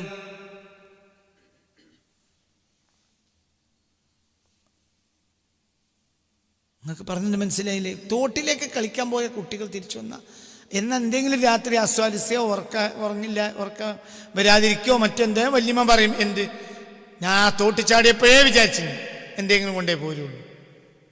പിന്നെ മന്ത്രിച്ചു. വെള്ളം കുളിക്കാനുള്ളതാണ്, മതി, ഇതിൻ്റെ അപ്പുറത്തേക്ക് കൊണ്ടാ. വെള്ളത്തിൽ കളിക്കാൻ പാടില്ല. പിന്നെ നിന്റെ ഒരു പേഴ്സണാലിറ്റിക്ക് അപ്പുറത്തേക്ക് നീ പോയാൽ പിന്നെ അതൊക്കെ നിനക്ക് പ്രശ്നമാവില്ല. ഒരു പൈശാചിക ചിന്താഗതിയോട് നീ യോജിച്ചു പോയാൽ നിനക്കത് വിഷയമാവില്ല. നമ്മൾ വിചാരിച്ച മനുഷ്യന്മാരൊക്കെ പുരോഗമിച്ചു, ഇനി പിശാചിൻ്റെ ആളുകളൊന്നും ഉണ്ടാവില്ല. ഇനിയാണ് പിശാചിൻ്റെ ആളുകൾ ഉണ്ടാവുക. പിശാചിന് 20-ാം നൂറ്റാണ്ടിൽ മനുഷ്യർക്ക് വേദഗ്രന്ഥം കിട്ടിയ അവസാന വേദഗ്രന്ഥം ഏതാണ്? ഖുർആൻ. ഏതാ കാലത്ത് മനസ്സിലായില്ലേ കിട്ടിയത്? അതെന്നാ കിട്ടിയത്? 1400 ചില്ലാനം കൊല്ലങ്ങൾക്ക് മുമ്പ് പിശാചിൻ്റെ വേദഗ്രന്ഥം 20-ാം നൂറ്റാണ്ടിലുണ്ടായിട്ടുണ്ട്. 20-ാം നൂറ്റാണ്ടിൽ പിശാചിൻ്റെ വേദഗ്രന്ഥം ഇറങ്ങിയിട്ടുണ്ട്. ഞാൻ കണ്ടിട്ടുണ്ട്. ഞാൻ അതിനെക്കുറിച്ച് പഠനം നടത്തിയിട്ടുണ്ട്. ഇപ്പം പറഞ്ഞിട്ട് തന്നെ നിങ്ങൾ ഞെട്ടിച്ചാടി കിടക്കണം. പിന്നെ ബാക്കി ഞങ്ങൾ എങ്ങനോട് പറയാം? ഞാനിത് വെറുതെ പറയല്ല, സത്യമാണ്. എൻ്റെ വായാണ് തുറന്ന് നിങ്ങളാപ്പം ആ വാർത്താനങ്ങൾ നിർത്തും. അത്രയും ഞാൻ പഠിച്ചിട്ടുണ്ട് വിഷയം. പക്ഷെ പറയാൻ പറ്റൂല. എന്തുകൊണ്ട്? ജനങ്ങളെ ബുദ്ധി പാകപ്പെട്ടിട്ടില്ല. ഞാൻ അപ്പം നിങ്ങളോട് പറഞ്ഞല്ലോ, കെമിസ്ട്രി. എന്താ കെമിസ്ട്രി അടിസ്ഥാനം? സിഹറിന് വേണ്ടി മാത്രം ഉണ്ടാക്കിയ ശാസ്ത്രമാണ് കെമിസ്ട്രി. ലോകം കണ്ട ഒരു മാത്തമാറ്റിക്സിയെ കൊല്ലുന്നതിൻ്റെ പിന്നിൽ എന്താ പ്രവർത്തിച്ച, എന്താ കാരണം? സാഹിറത്തായിരുന്നു, കൂടോത്രം ആയിരുന്നു അവരെ ജോലി. അവർ ലോകം ഇക്കാലം വരെ കണ്ടതിലേറ്റ് മാത്സിലെ ഏറ്റവും വലിയ ജീനിയസാണ് അവരെ കൊന്നത്. എന്നിട്ട് റോമക്കാർ എന്തിൻ്റെ പിന്നാലെ പോയി? സിഹറിൻ്റെ പിന്നാലെ പോവുകയും ചെയ്തു. ഞാൻ നിങ്ങളോട് പറഞ്ഞില്ലേ ഇപ്പൊ അവതാർ, അതുപോലത്തെ സിനിമകൾ പോലും കാണരുത്. ഞാൻ വിവാദം ഉണ്ടാക്കാൻ തന്നെ പറഞ്ഞു, അവതാർ അങ്ങനത്തെ സിനിമകൾ കാണരുത്. ബാക്കിയുള്ള സിനിമ കാണാൻ പറ്റും മൂല്യം. അടുത്ത ചോദ്യം ഉണ്ടാകുക, ഞാൻ മറ്റ് സിനിമകൾ പോലെയല്ല, സിനിമകൾ ഒന്നും കാണരുത്. പക്ഷെ ഞാൻ ഭൗതിക സമൂഹത്തോട് പറയാണ്, ഇപ്പം സിനിമകളൊക്കെ കണ്ട് നടക്കുന്നൊരു കൂട്ടരിവിടെ ഉണ്ടല്ലോ, അവരോടാണ് ഈ പറഞ്ഞത്. അല്ല നിങ്ങൾ ഈ തൊപ്പി വെച്ച ആളുകൾ നിങ്ങൾ ബാക്കിയുള്ളതൊക്കെ കണ്ടോളിന്നല്ല ഞാൻ ഈ പറഞ്ഞതിൻ്റെ അർത്ഥം. പൈശാചിക സ്വാധീനം ഉണ്ടാവും. കാരണം പിശാചിൻ്റെ സ്വാധീനത്തിൽ മാത്രമാണ് ഉണ്ടാക്കിയിട്ടുള്ളത്, അതിനൊരു മെസ്സേജും ഇല്ലല്ലോ. അതൊക്കെ സൂക്ഷിക്കണം, വളരെ സൂക്ഷിക്കണം. ഇത് തന്നെ ആവശ്യത്തിന് അപ്പുറം ഉപയോഗിച്ചാൽ പിശാച് സ്വാധീനം ഉണ്ടാവും. അല്ല, ഞാനൊരു കാര്യം പറഞ്ഞല്ലോ, ഇപ്പോൾ ഫോൺ അഡിക്ഷൻ ഒരു രോഗമാണല്ലോ. Phone addiction രോഗമല്ലേ? ഈ രോഗത്തിൻ്റെ ബാഹ്യ എന്താ? ഈ രോഗത്തിൻ്റെ ബാഹ്യ ലക്ഷണം എന്താ? ഫോണ് കിട്ടിയിട്ടില്ലെങ്കിൽ വേറെ അനുഭവപ്പെടും. പിശാചവാദം ഉണ്ടായാൽ എന്താ ഉണ്ടാവുക? വേറെ അനുഭവപ്പെടും. എന്തെങ്ങൾക്ക് അന്തല്ലാത്ത നിങ്ങൾ ഇന്നെ കളിയാക്കിക്കോളി, പക്ഷെ നിങ്ങൾക്ക് ഞാൻ പറഞ്ഞ സത്യ. പിശാച് ബാധ ഉണ്ടായാൽ ആയിരക്കണക്കായ കൊല്ലങ്ങളായി പിശാച് ബാധ ഉണ്ടായ വ്യക്തിയിൽ ഉണ്ടാവുന്ന ബാഹ്യ ലക്ഷണമാണ് എന്ത്? വെറ. ഫോൺ അഡിക്ഷനിൽ പെട്ടുപോയൊരു കുട്ടിക്ക് ഫോൺ കിട്ടിയില്ലെങ്കിൽ എന്താ ഉണ്ടാവുക? വെറ അല്ലേ? എന്താ നിങ്ങൾ പഠിക്കാത്ത? അപ്പൊ ഇതിന്റെ പിന്നിൽ, രണ്ടിന് പിന്നിൽ പ്രവർത്തിച്ച ആളാരാ? ഒരാള്, അത് ആളാരാ? പിശാച്. അപ്പൊ ഇതൊരു ആധുനിക കാലത്താണ് നമ്മൾ ജീവിക്കുന്നത്. മനസ്സിലായില്ലേ പറഞ്ഞത്? ചെയ്യല്ല, നിർവാഹമില്ല. ഓർത്തഡോക്സ് ജൂതന്മാരുടെ നേതാവിനോട് ഈ അടുത്ത കാലത്ത് അവർ ഈ ഉപകരണങ്ങളൊന്നും ഉപയോഗിക്കില്ല. ഓർത്തഡോക്സ് ജൂതന്മാർ അവർ ഇസ്രായേലിലല്ല, ഇസ്രായേലിന് പുറത്താണ്. അതായത് ഇസ്രായേൽ പിശാചിന്റെ രാഷ്ട്രം എന്നാണ് അവരുടെ വാദം. ജൂതന്മാർ, എല്ലാ ജൂതന്മാരും ആരല്ല, സിയോണിസ്റ്റുകളല്ല. ഓർത്തഡോക്സ് ജൂതന്മാരുണ്ട്, അവര് ഈ ആധുനിക ഉപകരണങ്ങളൊന്നും ഉപയോഗിക്കില്ല. പിന്നെ അവസാനം കാലഘട്ടത്തിൽ അവരെന്ത് ചെയ്തു എന്നറിയോ? ടച്ച് ഫോൺ അല്ലാത്ത സാധാരണ മറ്റേ ഫോൺ ഉപയോഗിക്കാൻ തുടങ്ങി. അപ്പൊ പത്രക്കാർ അവരോട്, നേതാവിനോട് ചോദിച്ചു, നിങ്ങളത് എന്താ ഇപ്പം എങ്ങനെ ആയത്? അപ്പോൾ പറഞ്ഞു, ഞങ്ങൾ ലാസ്റ്റ് കമ്പാർട്ട്മെന്റിലാണ്. കുടുങ്ങിയാൽ പിന്നെ അത് ചെയ്യേണ്ടി വരും. ഞങ്ങളെപ്പോഴും ലാസ്റ്റ് കമ്പാർട്ട്മെന്റിൽ ഇരിക്കുക ചെയ്യുക. നിങ്ങളതിൻ്റെ അപ്പുറത്തേക്ക് പോയാൽ പിന്നെ നിങ്ങൾ ഒഴിവാക്കി ഞങ്ങൾ എടുക്കും. ഞങ്ങൾ അഡ്വാൻസ് ചെയ്യൂല. എന്തുകൊണ്ട്? ഞങ്ങൾക്ക് തന്നെ പേടിയാണ്. ബാക്കിൽ അങ്ങനെയുള്ള ആളുകൾ വേറെയുണ്ട് ലോകത്ത്. എന്ത് ടച്ച് ഫോൺ ഉപയോഗിക്കൂല. മുസ്ലിങ്ങൾ മാത്രമല്ല, മുസ്ലിങ്ങളിലുണ്ട് അല്ലാത്ത ചില നല്ല മനുഷ്യർ ടച്ച് ഫോൺ ഉപയോഗിക്കൂല. എന്തേ ഉള്ളൂ? കീപാഡില്ല, അങ്ങനത്തെ ഫോൺ മാത്രം. അതിൽ വാട്സപ്പോ മറ്റോ ഒന്നുമില്ല. കുടുങ്ങിയാൽ ഉപയോഗിക്കാൻ അത്ര തന്നെ. വളരെ ചിന്തിക്കണം. ആധുനിക ഇതൊരു പിശാചിന്റെ ഉപകരണമാണ്. ഇത് പിശാചിന്റെ ഉപകരണമാണ്. സത്യാണിത്. പിശാചിന്റെ ഉപകരണമാണ് ഇത്, യാതൊരു സംശയം വേണ്ട. പിശാചിന്റെ ഉപകരണം.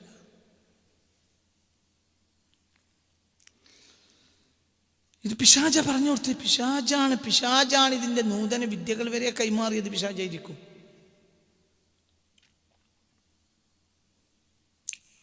ഇതൊന്നല്ല, ഇതിന്റെ അപ്പുറത്താണ് കാര്യങ്ങളൊക്കെ കിടക്കുന്നത്. ഞാൻ നിങ്ങളോട് പറഞ്ഞില്ലേ, അതായത് മനുഷ്യൻ വെറുക്കുന്ന കാര്യം കൊണ്ടാണ് അവരുടെ തുടക്കം. ഞാൻ പറഞ്ഞ മെൻസസ് ബ്ലഡിനെ ആധുനിക സൂപ്പർ മാർക്കറ്റുകളിൽ വിൽപ്പന നടത്തുക. ഇത് സർവ്വസാധാരണയാണ്. സൂപ്പർ മാർക്കറ്റിലെ ജോലിക്കാരൻ ഈ പ്രഭാഷണം കഴിഞ്ഞിട്ട് ഒരു പ്രഭാഷണം നടത്തിയിട്ട് സ്കോട്ട്ലൻഡിൽ നിന്ന് എന്നെ വിളിച്ചു പറഞ്ഞു, ഞാൻ ആ സൂപ്പർ മാർക്കറ്റിലുണ്ട്, എൻ്റെ സൂപ്പർ മാർക്കറ്റിലുണ്ട്. മെൻസസ് ബ്ലഡിനെ കവറിലാക്കിയിട്ട് കൊണ്ടുപോയി കൊടുക്കും, വിൽപ്പന നടത്തും. വലിയാണ്. എന്തിനാ മെൻസസ് ബ്ലഡ്? ചരിത്രാതീത കാലം മുതലേ മെൻസസ് ബ്ലഡ് എന്തിനാ ഉപയോഗിച്ചിട്ടില്ല. ആരുപയോഗിച്ച്? ഒരു കൂട്ടർ മാത്രമാണ് മെൻസസ് ബ്ലഡ് ഉപയോഗിച്ചിട്ടുള്ളത്. മെൻസസ് ബ്ലഡ് ആവശ്യമായ ഒരൊറ്റ കാര്യം ലോകത്തുള്ളൂ, വേറെ ഒന്നിനുമില്ല. അതെന്താ? ബ്ലാക്ക് മാജിക്, സിഹർ. അല്ലെന്തിനാ മെൻസസ് ബ്ലഡ്? ആ മെൻസസ് ബ്ലഡ് നല്ല പോളിത്തീൻ കവറിലാക്കിയിട്ട് സൂപ്പർ മാർക്കറ്റിൽ വിൽക്കുന്നു. അപ്പൊ ഇതിന്റെ അർത്ഥം എന്താ? നമ്മുടെ ഭാഷ, നമ്മുടെ സംസ്കാരം, നമ്മുടെ മതം, നമ്മുടെ രീതി, ഇതൊക്കെ എന്തായി മാറി? ബ്ലാക്ക് മാജിക്കായി മാറി, സിഹറായി മാറി.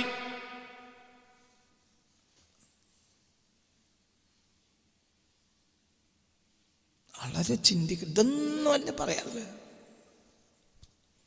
ഇതൊന്നുമല്ല എനിക്ക് പറയാനുള്ളത്, ഇതൊന്നുമല്ല. ഇതിനൊക്കെ എത്രയോ അപ്പുറത്താണ്. അപ്പൊ അവതാർ പോലെയുള്ള ഫിലിമെല്ലാം കാണാൻ തെറ്റല്ല, ഒക്കെ തെറ്റന്നെയാണ്. പക്ഷെ ഞാൻ നിങ്ങളോട് പറയുന്നത് അതിൻ്റെ അപ്പുറത്ത് വരുന്ന ചില ദോഷങ്ങൾ ആ വ്യക്തിയിൽ പൈശാചിക സ്വാധീനം ഉണ്ടാവാൻ സാധ്യത കൂടുതലാണ്. എന്തുകൊണ്ട്? അതിനൊരു ന്യായമില്ല. എന്താണ് ഇതിന്റെ ന്യായം? മാത്രമല്ല ഇതിന്റെ പിന്നിൽ വളരെ വലിയ അധ്വാനം നടന്നിട്ടില്ല. എവിടെയാ? വെള്ളത്തിൽ അധ്വാനിച്ച്. അപ്പൊ അതൊക്കെ ചിന്തിച്ചോളി. എന്തുകൊണ്ടാണ് ഇവർ ഇതിന്റെ പിന്നിൽ ഓടിയത്? ഇതിന്റെ പിന്നിൽ ഓടാനുള്ള കാരണം എന്ത്? അവർക്ക് ധാർമ്മികമായ ഒരു അടിത്തറ ഇല്ല. പ്രവാചകന്മാർ, നബിമാരെ അവർ അംഗീകരിച്ചിട്ടുമില്ല. അതൊക്കെ തന്നെ പ്രശ്നം. നബിമാരെ അവർ അംഗീകരിച്ചിട്ടേ ഇല്ല. റോക്കറ്റ് ഫ്യൂൽ കണ്ടുപിടിക്കാൻ വേണ്ടിയിട്ട് ജാക്ക് പാഴ്സനെയാണ് അമേരിക്കൻ സർക്കാർ ഏൽപ്പിച്ചത്. ഒരു രഹസ്യം പുറത്തുവിടുക.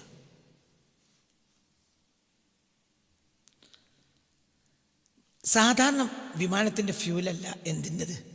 Rocket fuel.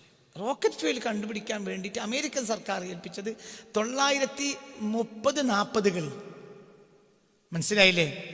ഏൽപ്പിച്ചത് ജാക്ക് പാഴ്സൺസിനെയാണ്. എന്തൊക്കെ പഠനം നടത്തിയിട്ടും അയാൾക്കിന് കഴിഞ്ഞില്ല. റോക്കറ്റ് ഫ്യൂൽ കണ്ടുപിടിക്കാൻ കഴിഞ്ഞില്ല.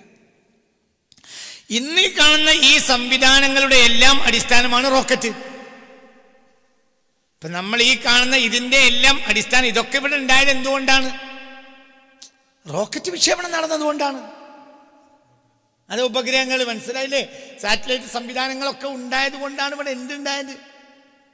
ഇപ്പൊ നിങ്ങൾക്ക് ഇന്ന് ഈ മൊബൈലിൽ നിങ്ങൾക്കും നിങ്ങളെ കുട്ടികൾക്കും കളിക്കാൻ കഴിയുന്നത് എന്തുകൊണ്ടാണ്? റോക്കറ്റ് വിക്ഷേപണങ്ങൾ, ഉപഗ്രഹങ്ങളൊക്കെ കൃത്യമായി വിക്ഷേപിച്ചത് കൊണ്ടാണ്. അപ്പൊ അതിന് സാധാരണ ഫ്യൂല് പോരാ, വേറെ ഫ്യൂല് വേണം. റോക്കറ്റ് ഫ്യൂൽ കണ്ടുപിടിക്കാൻ വേണ്ടി ഏൽപ്പിക്കപ്പെട്ടത്, രണ്ടാം ലോക മഹായുദ്ധ കാലഘട്ടത്തിൽ ഏൽപ്പിക്കപ്പെട്ടത് ജാക്ക് പാഴ്സൺസിനെയാണ്. കഴിഞ്ഞില്ല. ഒരു രാത്രി ജാക്ക് പാഴ്സൺസ് ഒരാളെ സ്വപ്നം കണ്ടു. അയാൾ പറഞ്ഞു, റോക്കറ്റ് ഫ്യൂൽ ഞാൻ പറഞ്ഞുതരാം. അതിൻ്റെ കൂട്ട് പറഞ്ഞു കൊടുത്തു. അപ്പൊ ചോദിച്ചു, നിങ്ങളാരാ? അയാൾ പറഞ്ഞു, ഞാൻ ദജ്ജാലാണ്. ജാക്ക് പാഴ്സൺസിന്റെ ആത്മകഥ ഞാൻ വായിച്ചത്. DAJJAL. എന്താ വായിക്ക? ദജ്ജാൽ. നിങ്ങളാരാ? ഞാൻ ദജ്ജാൽ. DAJJAL. അങ്ങനെ തന്നെ എഴുതിയത്. അതങ്ങനെ തന്നെ എൻ്റെ പുസ്തകത്തിൽ പകർത്തി വെച്ചിട്ടുണ്ട്. പുസ്തകം പ്രസിദ്ധീകരിച്ചില്ല, എൻ്റെ കയ്യിലുണ്ട്. മനസ്സിലായില്ലേ? ഇത് ഒരുപാട് സ്ഥലത്ത് ഈ രേഖകളുണ്ട്. നമ്മളെ പഠനം അങ്ങോട്ട് എത്തിയില്ലെന്നേ ഉള്ളൂ. കാരണം എങ്ങനെയൊക്കെ പിശാചിനെ അഡോപ്റ്റ് ചെയ്യണം എന്നാണ് ഇപ്പം നമ്മൾ പഠിക്കുന്നത്. അപ്പൊ പിന്നെ നമ്മളത് പഠിക്കൂലല്ലോ. ഈ അടുത്ത കാലത്ത് ഞാൻ കേട്ട പഴികൾ മുഴുവനും യൂറോപ്പിനെ സൂക്ഷിക്കുക എന്ന എൻ്റെ പ്രഭാഷണത്തിൽ നിന്ന് കേട്ട അത്ര പഴി, അതും എന്നെ പഴി പറഞ്ഞ മുഴുവനും മുസ്ലിം പണ്ഡിതന്മാരാണ്, പണ്ഡിത നാമധാരികൾ. സമന്വയ വിദ്യാഭ്യാസം സൂക്ഷിക്കണം, അതിൻ്റെ ഉൽപ്പന്നം എപ്പോഴും അപകടമായിരിക്കും എന്ന് ഞാൻ പറഞ്ഞു. അതിൻ്റെ പേരിൽ ഈ കഴിഞ്ഞ കൊല്ലങ്ങളിൽ ഞാൻ കേട്ട പഴിക്ക് കണക്കുമില്ല. സമന്വയ വിദ്യാഭ്യാസത്തെ സൂക്ഷിക്കും, അത് വളരെ ഭയപ്പെടണം. അത് നമ്മൾ വെളുക്കാൻ തേച്ചത് പാണ്ടാകുന്നല്ല, വെളുക്കാൻ തേച്ചതുമാണ്, പാണ്ടാണ്, പാണ്ടന്നെയാണ്. വെളുക്കാൻ തേച്ച പാണ്ടായിട്ടുണ്ട്, സത്യല്ലേ? 100%. മനുഷ്യനതിൻ്റെ ഒന്നും ആവശ്യമില്ല, മനുഷ്യനതിൻ്റെ ഒന്നും ആവശ്യമില്ല. ഈ സമന്വയ വിദ്യാഭ്യാസത്തിനൊന്നും മനുഷ്യന് ആവശ്യമില്ല. കുറഞ്ഞ കാലത്തെ ജീവിതമല്ലേ, അവൻ്റെ ചുറ്റും അവൻ്റെ വിഭവമുണ്ട്. പിന്നെന്തിനാ മനുഷ്യൻ കൊതി ഒഴിവാക്കിയാൽ മതി. സ്വപ്നങ്ങൾ ഇതേതായാലും ഉറപ്പ്, യാതൊരു സംശയവുമില്ല, ഒന്നുമില്ല. എന്തുകൊണ്ട്? ആത്മീയ വിദ്യാഭ്യാസം എന്ന് പറഞ്ഞാൽ ഏത് കാലഘട്ടത്തിലും മനുഷ്യനെ നന്നാക്കിയെടുക്കാൻ വേണ്ടി വന്നതാണ് എന്ത്? ആത്മീയ വിദ്യാഭ്യാസം. ഉറപ്പല്ലേ? ഉറപ്പല്ലേ? റബ്ബനാ വബഅസ് ഫീഹിം റസൂലൻ മിൻഹും യത്ലു അലൈഹിം ആയാതിക വയുഅല്ലിമുഹുൽ കിതാബ വൽ ഹിക്മത വയുസക്കിഹിം. ജനങ്ങളെ ശുദ്ധീകരിക്കാൻ വേണ്ടി വന്നതാണ് എന്ത്? ആത്മീയ വിദ്യാഭ്യാസം. ലഖദ് മന്നല്ലാഹു അലൽ മുഅ്മിനീന ഇദ് ബഅസ ഫീഹിം റസൂലൻ മിൻഹും യത്ലു അലൈഹിം ആയാതിഹി വയുസക്കിഹിം. ജനങ്ങളെ ശുദ്ധീകരിക്കാൻ വേണ്ടി വന്നതാണല്ലോ എന്ത്? പറയെന്ത്? ജനങ്ങളെ സ്വയം ശുദ്ധീകരിക്കാൻ കഴിയില്ല.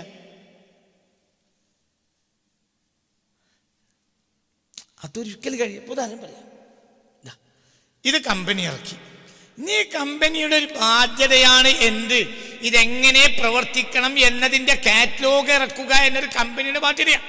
അല്ലെങ്കിൽ സുഗമമായും ഗുണകരമായും ഇതിനെ പ്രവർത്തിക്കാൻ കഴിയില്ല. ഈ മൊബൈൽ പോലും ഇങ്ങനെയാണെന്നിരിക്കവേ ലോകത്തെ ഏറ്റവും വലിയ അത്ഭുത പ്രതിഭാസമാണല്ലോ എന്ത്? മനുഷ്യൻ.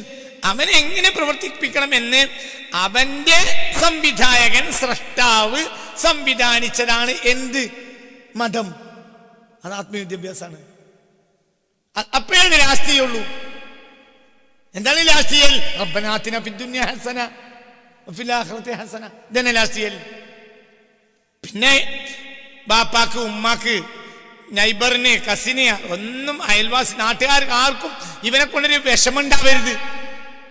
ഒരാളെ കൊണ്ട് വിഷമുണ്ടാവേ ചെയ്യരുത്. ഇത് ഈ രൂപത്തിൽ അതിനെ പ്രവർത്തിപ്പിക്കണം. അതിനായി ആ സംവിധാനം, അതാണ് മതം, അതാണ് ആത്മീയ വിദ്യാഭ്യാസം. അത് സ്വയം മനുഷ്യനെ ആർജിക്കാൻ കഴിയില്ല, അത് മുകളിൽ നിന്നിട്ട് തരണം. അതിലേക്ക് മനുഷ്യൻ്റെ ദുരമൂത്ത മനുഷ്യൻ്റെ താല്പര്യങ്ങളാൽ ഉണ്ടാക്കി കൂട്ടി ആധുനിക ശാസ്ത്രത്തെ ചാലിച്ചു വിട്ടാൽ പാലിലേക്ക് മൂത്രം ഉറ്റിച്ചതുപോലെയല്ലേ അത്? അതൊരിക്കലും ഗുണം ചെയ്യൂല. അതിനെ വേറിട്ട് മനസ്സിലാക്കി പഠിക്കണം. ഒരു ഓർമ്മപ്പെടുത്തൽ ചെയ്തു എന്ന് മാത്രം. അപ്പൊ ജാക്ക് പാഴ്സൺസിന് മനസ്സിലായില്ലേ? ജാക്ക് പാഴ്സൺസിന് ഒരു രാത്രി സ്വപ്നം കണ്ടു, എന്ത്? റോക്കറ്റ് ഫ്യൂൽ ഞാൻ പറഞ്ഞുതരാം. പറഞ്ഞു കൊടുത്തു. നിങ്ങൾ ആരാ? എൻ്റെ പേര് ദജ്ജാൽ, DAJJAL. ജാക്ക് പാഴ്സൺസിനോട് ആര് പറഞ്ഞു? ദജ്ജാൽ പറഞ്ഞു.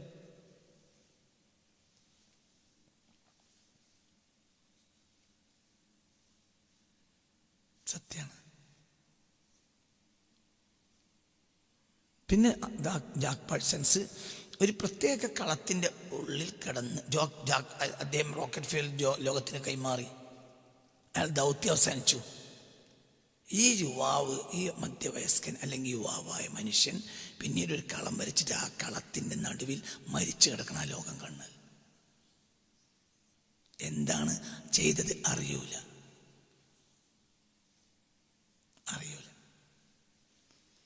ജാക്ക് പാഴ്സൺസിൻ്റെ ഭാര്യ വേറൊരാളെ കൂടെ പോയി. പിന്നെ ഒരു ദിവസം ഒരു സ്ത്രീ അയാളുടെ ഓഫീസിലേക്ക് കയറി വന്നു. അയാളായിരുന്നു ഈ സ്ത്രീയാണ് പിന്നീട് ജാക്ക് പാഴ്സൺസിൻ്റെ ഭാര്യ. ഈ സ്ത്രീ പലതവണ പത്രക്കാരോടും ചാനലുകാരോടും പറഞ്ഞിട്ടുണ്ട്, ഞാൻ മനുഷ്യ സ്ത്രീയല്ല. അപ്പൊ നിങ്ങൾ ആരാ? അപ്പൊ അവർ ചിരിക്കും, ഞാൻ മനുഷ്യ സ്ത്രീയല്ല. എത്ര തവണ അവർ പറഞ്ഞു ഞാൻ മനുഷ്യ സ്ത്രീയല്ല?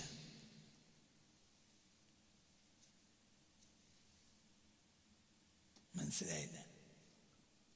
ജാക്ക് പാഴ്സസിന്റെ രണ്ടാമത്തെ ഭാര്യ ഒരു ദിവസം കയറി വന്നത് ഓഫീസിലേക്ക്, ഭാര്യയാക്കി. ഈ സ്ത്രീ പലതവണ പറഞ്ഞിട്ടുണ്ട്, ഞാൻ മനുഷ്യ സ്ത്രീയല്ല, ഞാൻ മനുഷ്യ സ്ത്രീയല്ല. അപ്പൊ നിങ്ങളാരാ? അപ്പൊ അവർ ചിരിക്കും. അതിനപ്പുറത്തേക്ക് പോകുന്നില്ല. അപ്പോൾ അവസാനം തിരിച്ചു പോയാ ഇതിൻ്റെ അപ്പുറം എനിക്കറിയാം, തിരിച്ചു വരിക. അവർ വരച്ച ലൂസിഫറിന്റെ ചിത്രങ്ങൾ എത്രയാണ്. ലോകത്തെ ഏറ്റവും വലിയ ശാസ്ത്രീയ കണ്ടുപിടുത്തത്തിന്റെ ഫ്യൂവൽ കൊടുത്ത ആളുടെ ഭാര്യ വരച്ച ഏറ്റവും വലിയ രചനകൾ ലൂസിഫർ. നിങ്ങൾക്ക് മനസ്സിലായില്ല? ലൂസിഫർ എന്നാരാ? ലൂസിഫർ ആരാ? ലൂസിഫർ ആരാ? ഈ പിശാചൊന്നും അല്ല, ഇബ്ലീസ്. ഇബ്ലീസ്. She worships Iblis. അവരാരാധിച്ചിരുന്നത് ഇബ്ലീസിനെയാണ്. അവർ വരച്ച ലൂസിഫറിന്റെ ചിത്രത്തിന്റെ താഴെ ഇരുന്നിട്ട് അവർ ഫോട്ടോക്ക് പോസ്റ്റ് ചെയ്ത് എത്ര സൈറ്റിൽ കിട്ടും. അപ്പൊ തിരിച്ചു വരും. ഈ റോക്കറ്റ് ഫ്യൂവല് കണ്ടുപിടിച്ചു കൊടുക്കേണ്ട ബാധ്യത എന്താണ് ദജ്ജാലിന്? ആധുനിക ലോകത്തിന്റെ നാശം മുഴുവൻ ഇവിടുന്നാണ് ആരംഭിക്കുന്നത്, ഇതോടുകൂടെ അല്ലേ? അതല്ലേ? എല്ലാം നശിച്ചല്ലോ, എല്ലാം നശിച്ചല്ലോ. അപ്പൊ ഞാൻ നിങ്ങളോടൊരു കാര്യം പറയട്ടെ. മനുഷ്യന്റെ ഏറ്റവും ശക്തമായി നിലനിൽക്കേണ്ട രണ്ട് ഇന്ദ്രിയങ്ങൾ ദർശനേന്ദ്രിയവും ശ്രവണേന്ദ്രിയവുമാണ്. അതിന്റെ ആരോഗ്യമാണ് മനുഷ്യന്റെ ആരോഗ്യമായി പരിഗണിക്കപ്പെടുന്നത്. അതിന്റെ ദുർബലതയാണ് മനുഷ്യന്റെ ഉള്ളിൽ ദുർബലത കടന്നുകൂടി എന്ന് തീരുമാനിക്കപ്പെടുക. അപ്പൊ നിങ്ങളെ ബോഡി, ഞാൻ ആത്മാവാടെ വെക്കട്ടെ, ബോഡി എന്ന് പറയാം. നിങ്ങളെ ബോഡി വീക്ക്, നിങ്ങളെ കാഴ്ച കുറവുണ്ടെങ്കിൽ മനസ്സിലാക്കാം എന്ത് ഉള്ളിൽ എന്തായി, പൂതലായി തുടങ്ങി. അല്ലെ കേൾവി കുറവാണ്, അപ്പോഴും മനസ്സിലാക്കുക എന്ത് പറഞ്ഞ മനസ്സിലായില്ലേ? 50 വയസ്സാണ്, 55 വയസ്സാണ്, മുപ്പത് ഇങ്ങനെ ഇരുന്ന് പത്രം വായിക്കും. അപ്പൊ ഭാര്യക്ക് നല്ല കരുത്ത, എവിടെ പറഞ്ഞാലും മുപ്പര് കേൾക്കും. ബെഡ്റൂമിന് ആരോ എവിടുന്നോ എന്ന് പറഞ്ഞാലും മുപ്പര് ഇവിടെ കേൾക്കും. അപ്പൊ എന്ത് മനസ്സിലാക്കാം? എന്തുണ്ട്? എന്തുകൊണ്ട്? രണ്ട് ഇന്ദ്രിയങ്ങളുടെ കരുത്താണ് മനുഷ്യന്റെ ആന്തരിക കരുത്ത്, ബോഡിയുടെ. മനസ്സിലായില്ലേ? അതിന്റെ ഉള്ളിന്റെ ഉള്ളിലെ സ്ട്രക്ചർ വളരെ വൃത്തിയാണ്, ഭദ്രമാണ് എന്ന് തീരുമാനിക്കപ്പെടുക. അതുകൊണ്ടാണ് ഫജഅൽനാഹു സമീഅൻ ബസീറ എന്ന് പറഞ്ഞത്. രണ്ട് ഇന്ദ്രിയങ്ങൾ ബലപ്പെട്ടതായി നിനക്ക് നൽകി. ഹൽ അതാ അലൽ ഇൻസാനി ഹീനും മിനദ് ദഹ്രി ലം യകുൻ ശൈഅൻ മദ്കൂറാ ഇന്നാ ഖലഖനൽ ഇൻസാന മിൻ നുത്ഫ അംശാജിൻ നബ്തലിഹി ഫജഅൽനാഹു സമീഅൻ ബസീറ. ഈ ഉപകരണം വന്നപ്പോൾ ആദ്യം നാശായത് എന്താ? കണ്ണ്, പിന്നെ ചെവി. 3 വയസ്സായ കുട്ടി ഇത് കിട്ടിയില്ലെങ്കിൽ കുട്ടി ഉറക്കം വരില്ല. എത്ര റേഡിയേഷൻ! നമ്മൾ ബോഡി വീക്കാക്കുക എന്നുള്ള അവരുടെ ലക്ഷ്യമാണ്. പിന്നെ ജീവച്ഛവത്തെ കിട്ടിയിട്ട് എന്താ കാര്യം? ഒരു കുട്ടിക്കൊരു സാധാരണ പഴയകാല കുട്ടിയുടെ കരുത്ത് ഇന്നത്തെ കുട്ടിക്കില്ല. എന്തുകൊണ്ട്? ഒരു ബോഡി പൂർണ്ണമല്ല. അതിന് മുമ്പ് തന്നെ ഒരു ബോഡി പൂർണ്ണമല്ല. നമ്മൾ തൈ നട്ടുപിടിപ്പിച്ചാൽ തൈ നടുന്ന സമയത്ത് അതിന് വേഗം നമ്മൾ എന്ത് ചെയ്യും? ഒരു കൂട് കെട്ടും. അതിനടിയിലേക്ക് ചെറിയ ഒരു ജലധാരയുടെ പൈപ്പിന്റെ കഷ്ണങ്ങൾ ഇട്ട് കൊടുക്കും. ഓരോ തുള്ളി ഇടക്കിടക്ക് ഉറ്റുകയും വേണം, വെയിൽ വരാനും പാടില്ല. എന്തുകൊണ്ട്? മരത്തിനാരും കൂടെട്ടേണ്ട ആവശ്യമില്ല. ഒക്കെ പറഞ്ഞത് മനസ്സിലായില്ലേ? ഒരു റബ്ബർ തൈ നമ്മൾ വെക്കുകയാണെങ്കിൽ, ഞാനിപ്പോൾ ഈ വർഷം വീട്ടിലെ ഒരു ഏരിയയിൽ റബ്ബർ വെച്ചിട്ടുണ്ട്. അപ്പൊ ഇനി വേനലാവുമ്പോൾ എന്ത് ചെയ്യും? കൂട് വെക്കേണ്ടി വരും. എന്തുകൊണ്ട്? തൈയാണ്, ഉണങ്ങിപ്പോവും. വേനലിനെ ഏൽക്കാൻ, ഒരു സാധാരണ വേനലിനെ ഏൽക്കാൻ എനിക്ക് കഴിയില്ല. നനവ് കിട്ടിയില്ലെങ്കിൽ അപ്പം മരിച്ചു. ഇതാണല്ലോ കുട്ടി, പറ, ഇതന്നെയല്ലേ കുട്ടി? ഈ കുട്ടിക്ക് ഈ ഇത്ര കരുത്തുള്ള, നിങ്ങൾക്ക് തന്നെ ഇതിനാലുണ്ടാവുന്ന ഒരു ക്യാൻസർ ഉണ്ട്, മൊബൈൽ ക്യാൻസർ. അത് മരിച്ചാണ് എനിക്കറിയാം. മൊബൈൽ ഉപയോഗം കൊണ്ട് തലച്ചോറിന് ക്യാൻസർ ബാധിച്ച് മരിച്ച വ്യക്തിയെ എനിക്കറിയും. അതാണ് നമ്മൾ ആർക്ക് കൊടുക്കുന്നത്? ഇന്ന് കുട്ടികൾക്ക് മുഴുവനും.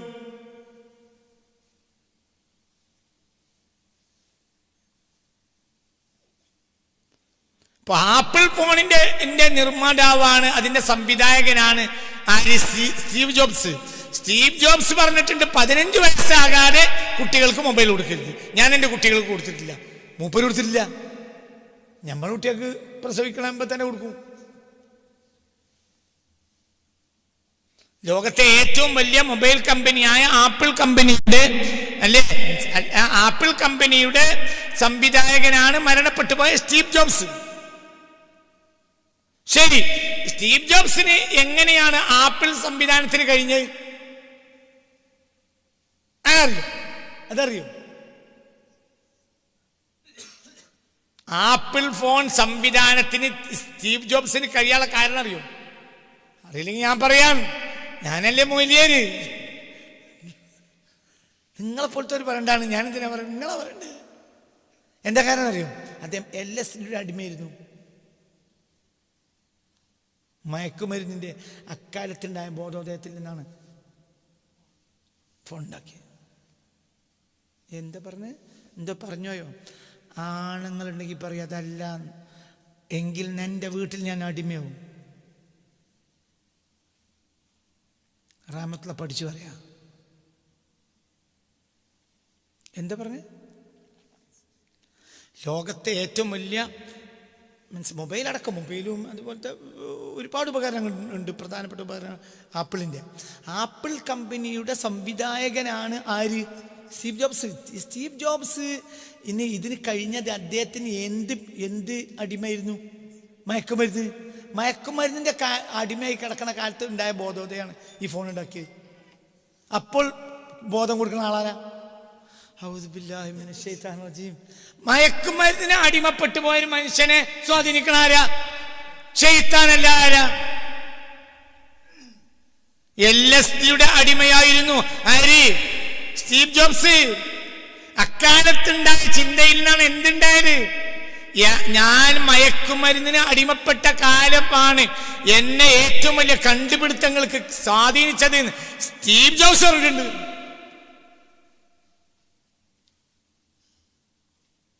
അപ്പൊ റോക്കറ്റ് ഫ്യൂൽ ഉണ്ടാക്കിയതാരാ? പിശാച്. ആപ്പിൾ ഫോണിന് വഴി പറഞ്ഞിടത്തു ആരണ്യ. എല്ലാം ഇന്നിപ്പോ ഒരു സദസ്സിന് ഞങ്ങൾ പോയിരിക്കുകയാണെങ്കിൽ ഒരു ബിസിനസ്സിനൊക്കെ പോയിരിക്കുന്ന ബിസിനസ്മാൻ എന്നോട് പറഞ്ഞിട്ടുണ്ട്, ഒരു ആപ്പിൾ ഫോണെങ്കിലും ഇല്ലാതെ പറ്റൂല. അപ്പൊ ബിസിനസ് നല്ല സാധാരണ സാംസങ് ഒന്നുമല്ല, വലിയ ആളാ. ഇതാരുണ്ടാക്കിയത്? മയക്കുമരുന്നിന് അടിമപ്പെട്ട ആള് ഇതുണ്ടാക്കിയത്. LSD അടിമയായിരുന്നു. ഏറ്റവും വലിയ മയക്കുമരുന്നായ LSDയുടെ അടിമയായിരുന്നു സ്റ്റീവ് ജോബ്സ്. അക്കാലത്താണ് ഈ സംവിധാനം ഉണ്ടായത്.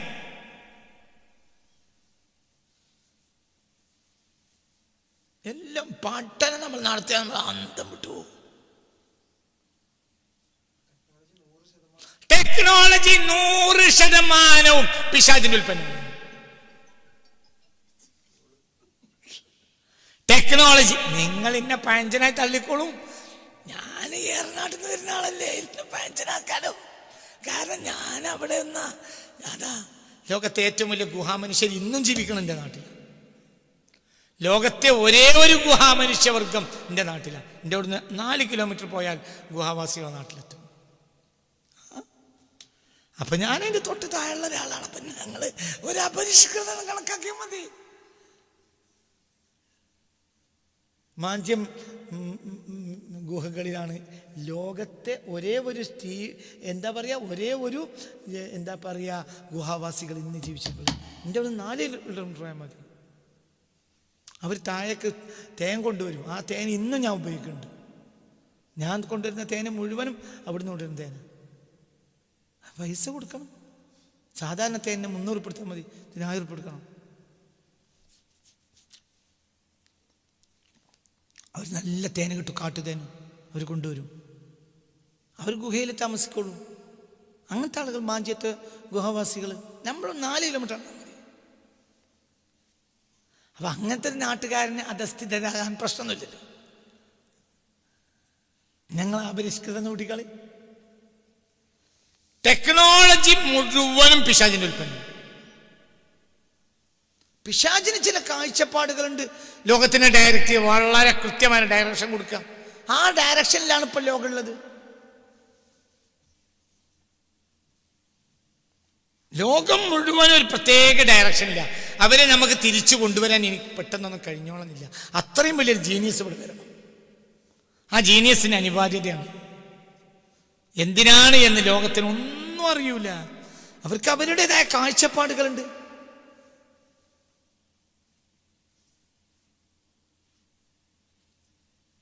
ഞാൻ നിങ്ങളോട് പറഞ്ഞില്ലേ, ഞാൻ നിങ്ങളോട് പറഞ്ഞിട്ടുണ്ടല്ലോ, വിക്ടറി ചിഹ്നം പിശാചിന്റെ ചിഹ്നമാണ്.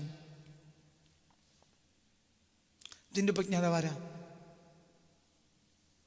ഇതിന്റെ ഉപജ്ഞാതാവാരാ അറിയോ? ഇതിന്റെ ഉപജ്ഞാതാവാരാ? വിക്ടറി ചിഹ്നം പിശാചിൻ്റെതാ. വിക്ടറി ചിഹ്നം ഉയർത്തിക്കാട്ടിപ്പാൽ ഉടനെ പിശാച് വരും. ആ ചിഹ്നം പോലും കാണിക്കാൻ പാടില്ല. വിക്ടറി ചിഹ്നത്തിന്റെ ഉപജ്ഞാതാവാരാന്നറിയോ? അറിയില്ലെങ്കിൽ ഞാൻ പറയാ. അറിയോ? ഇല്ല. അലിസ്റ്റർ ക്രൗളിയ. അലിസ്റ്റർ ക്രൗളി ഇത് കൊടുത്തു. ആർക്ക് കൊടുത്തു? ഇത് കൊടുത്തു. ആർക്ക് കൊടുത്തു? വിൻസ്റ്റൺ ചർച്ചിലിന് കൊടുത്തു. ചർച്ചിലാണ് ബ്രിട്ടീഷ് പാർലമെന്റിൽ ഉയർത്തി കാണിച്ചത്. ഇതിന്റെ പിന്നിൽ ആരാണ്? അലിസ്റ്റർ ക്രൗളിയ. അലിസ്റ്റർ ക്രൗളി ആരാ? Prophet of satanism. 20th century, 20ാം നൂറ്റാണ്ടിലെ സാത്താനിസത്തിന്റെ പ്രവാചകനാണ് അലിസ്റ്റർ ക്രൗളി. മണി മണി മണിയായി എഴുതി എഴുതി വെച്ചിട്ടുണ്ട്. മണി മണി മണിയായി. എന്തെങ്കിലും കാര്യം പറഞ്ഞാൽ എൻ്റെ ഒപ്പമുള്ളവരെന്നെ നട്ടാൻ വേണ്ടി കാത്തിട്ടിരിക്കുക. പിന്നെ ഇപ്പം ഞാൻ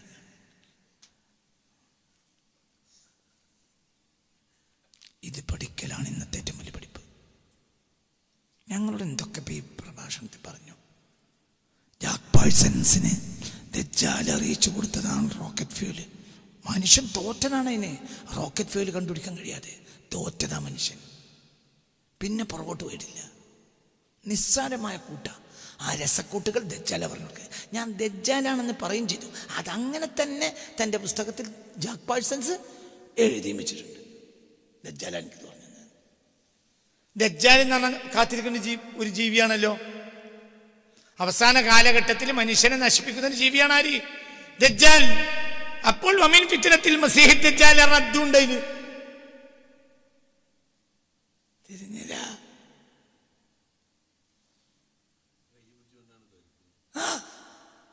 വമിൻ ഫിത്നത്തിൽ മസീഹ് ദജ്ജാൽ എന്ന് പറയുമ്പോൾ ക്രൂ ക്രൂ എന്ന് പറഞ്ഞാൽ വമിൻ ഫിത്നത്തിൽ മസീഹ് ദജ്ജാൽ. ഈ മസീഹ് ദജ്ജാലിന്റെ ഫിത്നയാണ് എന്ത്? Mobile, social media. മസീഹ് ദജ്ജാലിന്റെ ഫിത്നയാണ്.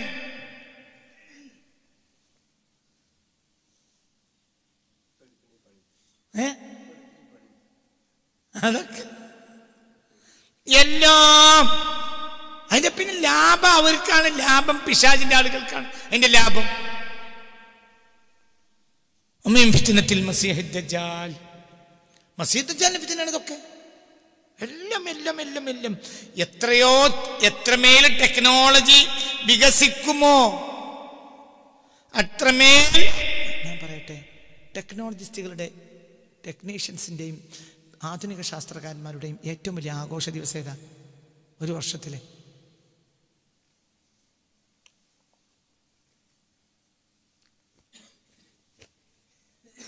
അറിയോ? അതിൽ ഞാൻ പറയാം. 31 ഒക്ടോബർ പിശാചിന്റെ ദിവസമായി കണക്കാക്കപ്പെടും. അന്നത്തെ ആഘോഷം അറിയോ? അന്ന് എല്ലാവരും 2 കൊമ്പുണ്ടാക്കി വെക്കും ഇവിടെ. ആ കൊമ്പാണ് എന്നിട്ട് നടക്കും.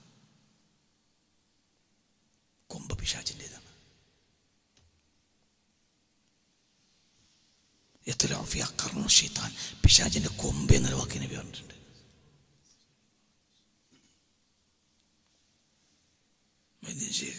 കാക്കണേ ഈ ഫൈഷയൊക്കെ പിടിച്ചോളണേ എന്നൊന്നും പറയാൻ പാടില്ല സൗദി അറേബ്യയിൽ. അപ്പം പിടിച്ച് കൊല്ലും. അതേസമയത്ത് ഈ കൊമ്പ് വെച്ച് നടക്കാം. എന്നും നടക്കാം. ഒക്ടോബർ 31 നടന്നിരിക്കണം.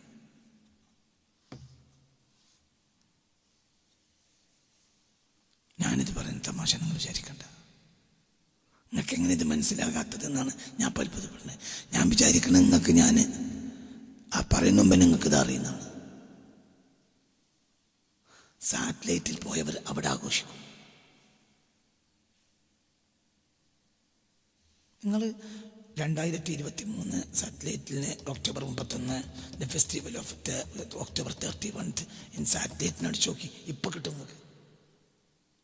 അവിടെ ഉള്ളവർ അവിടെ ആഘോഷിക്കും. തലയിൽ കൊമ്പുവെക്കും. അതേത് മക്കത്ത് മദീനത്തിന് തൊട്ടടുത്ത മരുഭൂമിയിൽ ആഘോഷിക്കും.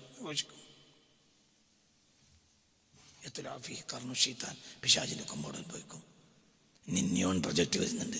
നിയോൺ പ്രൊജക്റ്റിലെ ഏറ്റവും വലിയ ഉത്സവം അന്നായിരിക്കും. കണ്ടോളൂ.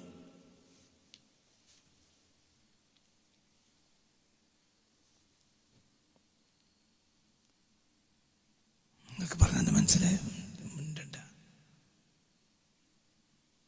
ഒക്കെ താനി ദജ്ജാലിന്റെ അവസ്ഥയിലേക്ക് മറിഞ്ഞുപോയി. അന്നാണ് പിശാച് ഭൂമിയിൽ പിശാചിന്റെ ചില പ്രത്യേകമായ പ്രവർത്തനങ്ങൾ നടത്തിയതെന്നാണ് എനിക്ക് തോന്നുക. പിന്നെ അന്നാണ് ആറ്റമിക് ബോംബിന്റെ പരീക്ഷണം വിജയിച്ചതെന്നാണ് എൻ്റെ ഒരു ഓർമ്മ.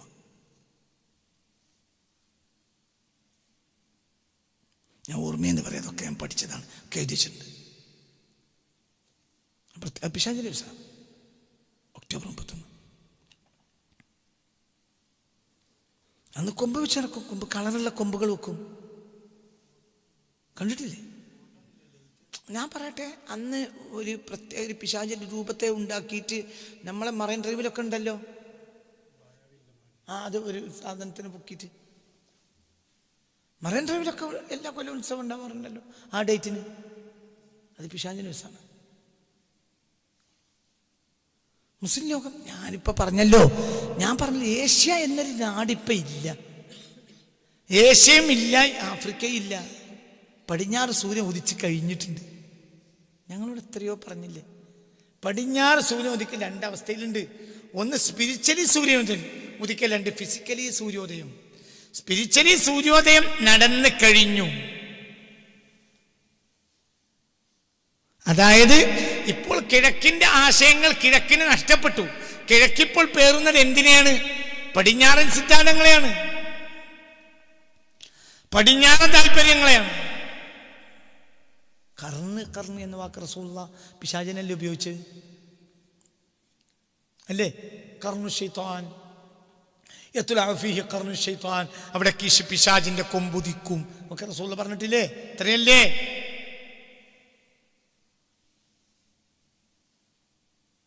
ചിന്തിക്ക്.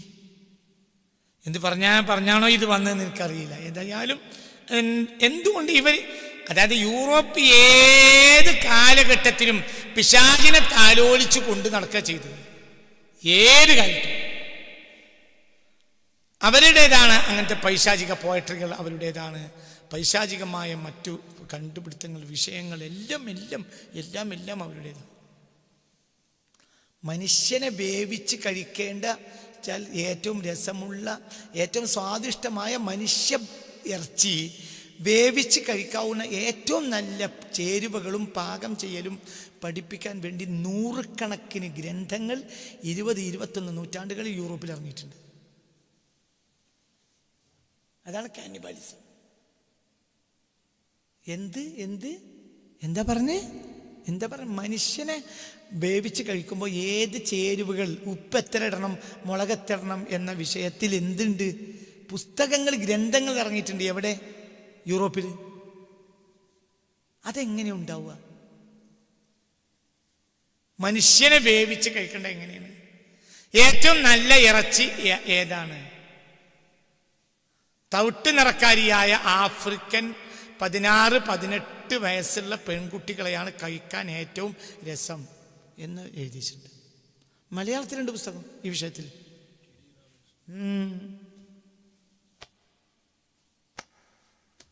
അതിനോ എന്താ പറഞ്ഞേ? തവിട്ട് നിറക്കാരിയായ ആഫ്രിക്കൻ പെൺകുട്ടി 16-18 വയസ്സിനുള്ള പെൺകുട്ടിയെ കിട്ടിയാൽ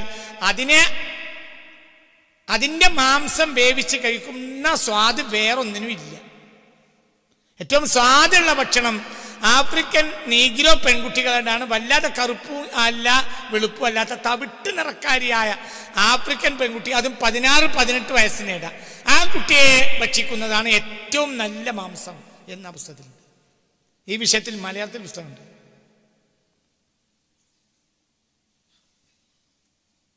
നിങ്ങൾ ഈ കാലത്തിനെ നിങ്ങൾ എന്താ പറയാ? മൊയ്തീൻ ഷേഖിന്റെ കാലം എന്നോ?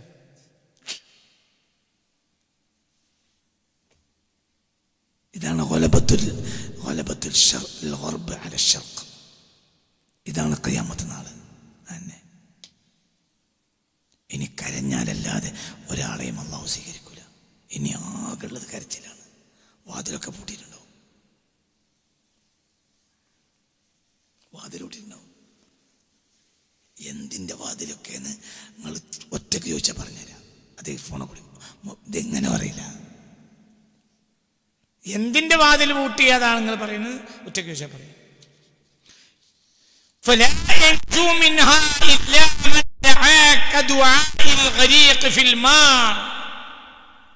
ആ കാലമെത്തിയാൽ വെള്ളത്തിൽ മുങ്ങി മരിക്കുന്നവൻ ദുആ ചെയ്യും പോലെ ദുആ ചെയ്താലല്ലാതെ രക്ഷപ്പെടുകയില്ല. സ്വർഗം കിട്ടൂല എന്നല്ല നബി പറഞ്ഞു. എന്താ പറഞ്ഞത്? ആ കാലഘട്ടത്തിലെ ഫിത്നയിൽ രക്ഷപ്പെടുകയില്ല. ഇല്ലാമൻ, ഒരാളല്ലാതെ. അയാൾ ദുആ ചെയ്യാറുണ്ട്, ദുആ ചെയ്തിട്ടുണ്ട്, ചെയ്യുന്നുണ്ട്. വെള്ളത്തിൽ മുങ്ങി മരിക്കുന്നവൻ ദുആ ചെയ്യും പോലെ ദുആ ചെയ്താലല്ലാതെ ആ കാലഘട്ടത്തിലെ മനുഷ്യൻ രക്ഷപ്പെടില്ല. ഇത് ഈ കാലാണ്. കാരണം അത്രയും ആപത്താണ്. ഞാനൊരു 10 വരിയെങ്കിലും ചൊല്ലി തീർക്കണം വിചാരിച്ചു. പക്ഷേ മാറിപ്പോയി. അതെന്നാ തന്നെ. എന്തുകൊണ്ടാണ് പെൺകുട്ടികളുടെ കേശഭാരത്തിന്റെ പിന്നാലെ കവികൾ പോയത്? അവർക്ക് ആത്മീയ വിദ്യാഭ്യാസം ലഭിച്ചില്ല. ആത്മീയ വിദ്യാഭ്യാസം ഇപ്പോഴത്തെ കാലത്ത് എവിടേക്ക് മാറുകയും ചെയ്തു. നേരെ യൂറോപ്പിലാണ് മാറുന്നത്. ഇപ്പൊ ഏതാണ് ആത്മീയ വിദ്യാഭ്യാസം, ഏതാണ് എന്നറിയില്ല. ചന്ദ്രിക പത്രത്തിന്റെ ഓഫ്സെറ്റ് ഉദ്ഘാടന വേളയിൽ സീതിയാജിയുടെ ഒരു പ്രസംഗമുണ്ട്. സീതിയാജി പ്രസംഗിക്കാണ്. ഞാൻ കഴിഞ്ഞ ആഴ്ച കാരാടന് ഒരു ആടിനെ കൊടുക്കുന്ന ഫോട്ടോ ചന്ദ്രയിൽ വന്നപ്പോൾ തന്നെ ഞാൻ ഉറപ്പിച്ചിട്ടുണ്ട്, ഇത് നമുക്ക് ഓഫ്സെറ്റ് ആക്കണം. ഏതാണ് ആട്, ഏതാണ് കാരാടനെന്ന് മനസ്സിലാണില്ല. സീതിയാജിന്റെ ഫലിത എന്ന് പറഞ്ഞതുപോലെ ഏതാണിപ്പോൾ ആത്മീയത, ഏതാണിപ്പോൾ ഭൗതികത എന്ന് മനസ്സിലാക്കാൻ കഴിയില്ല. അങ്ങനത്തെ ഒരു കാലം, പ്രത്യേക കാലം. അപ്പൊ ഇതൊക്കെ അടിസ്ഥാന വിവരങ്ങൾ. ഈ വിവരം ഇപ്പം നിങ്ങൾക്ക് ഇല്ലാത്ത എന്തുകൊണ്ട് നിങ്ങൾക്ക് മനസ്സിലാവില്ല. സ്റ്റീവ് ജോബ്സ് മയക്കുമരുന്ന് LSDക്ക് അടിമയായ കാലത്ത് അദ്ദേഹത്തിന് കിട്ടിയ ബോധനമാണ് അദ്ദേഹത്തിന് എന്തുണ്ടാക്കാൻ കാരണമായത്. ആപ്പിൾ കമ്പനി എന്ന് അയാൾ പറഞ്ഞത് എങ്ങനെ? ഞാൻ ഈ ഏറനാട്ടിലെ മലമുത്തന്മാരെ കൂട്ടത്തിൽ പാർക്കണം, ഞാൻ കേട്ടു, നിങ്ങൾ കേട്ടില്ല എന്നും. അതെങ്ങനെയാണ്? ദജ്ജാലാണ് റോക്കറ്റ് ഫ്യൂല് ജാക്ക് പാഴ്സൺസിന് പറഞ്ഞു കൊടുത്തത്. നിങ്ങളെങ്ങനെ അറിയാതിരുന്നത്? ജാക്ക് പാഴ്സൺസിന്റെ ഭാര്യ ഞാൻ മനുഷ്യസ്ത്രീയല്ല എന്ന് പലതവണ ചാനലുകളെ മുന്നിൽ ചിരിച്ചു പറഞ്ഞത് ഞാൻ കേട്ടു, നിങ്ങൾ കേട്ടില്ല. അതെങ്ങനെയാണ്? സാറ്റലൈറ്റ് മുതൽ സൗദി അറേബ്യ വരെ ഒക്ടോബർ 31 കൊമ്പ് വെച്ച് ആഘോഷിക്കാറുണ്ട് ഞാൻ കേട്ടു എന്നും നിങ്ങൾ അറിഞ്ഞ. അതെങ്ങനെയാണ്? അവതാർ പോലെയുള്ള ഫിലിമുകളെ സൂക്ഷിക്കണം. പ്രത്യേകിച്ച് മറ്റെല്ലാം തെറ്റാണെങ്കിൽ പോലും ഇത് പെട്ടെന്ന് പിശാച് ക്യാച്ച് ചെയ്യും. എന്തുകൊണ്ട്? ഇതിന്റെ ഉത്ഭവം എവിടുന്നാണ്? സീ ലെവലിൽ നിന്ന് വളരെ അടിയിലാണ്. അതിനുവേണ്ടി എത്രയോ വെള്ളത്തിൽ പോയി പാർത്തിട്ടുണ്ട്. ആര്? James Cameron. വെള്ളത്തിൻ്റെ അടിയിൽ പോയി പാർക്കുക. എന്തിന്? ഈ ഫിലിം ഉണ്ടാക്കാൻ. എന്താ വെള്ളത്തിൽ എന്താ? മുത്തനബി പറഞ്ഞിട്ടുണ്ട് എന്ത്? വെള്ളത്തിൽ ചെയ്താണ്ട്.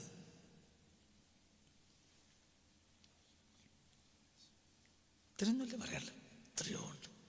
നമ്മളെ കാക്കട്ടെ. ദാനി, നിങ്ങൾ എന്നെ രണ്ടാളും വിടുക. മിൻ സൽമ, സൽമയെയും ലൈല, ലൈലയെയും വഖല്ലില, നിങ്ങൾ എന്നെ ഉപേക്ഷിക്കുകയും ചെയ്യുക.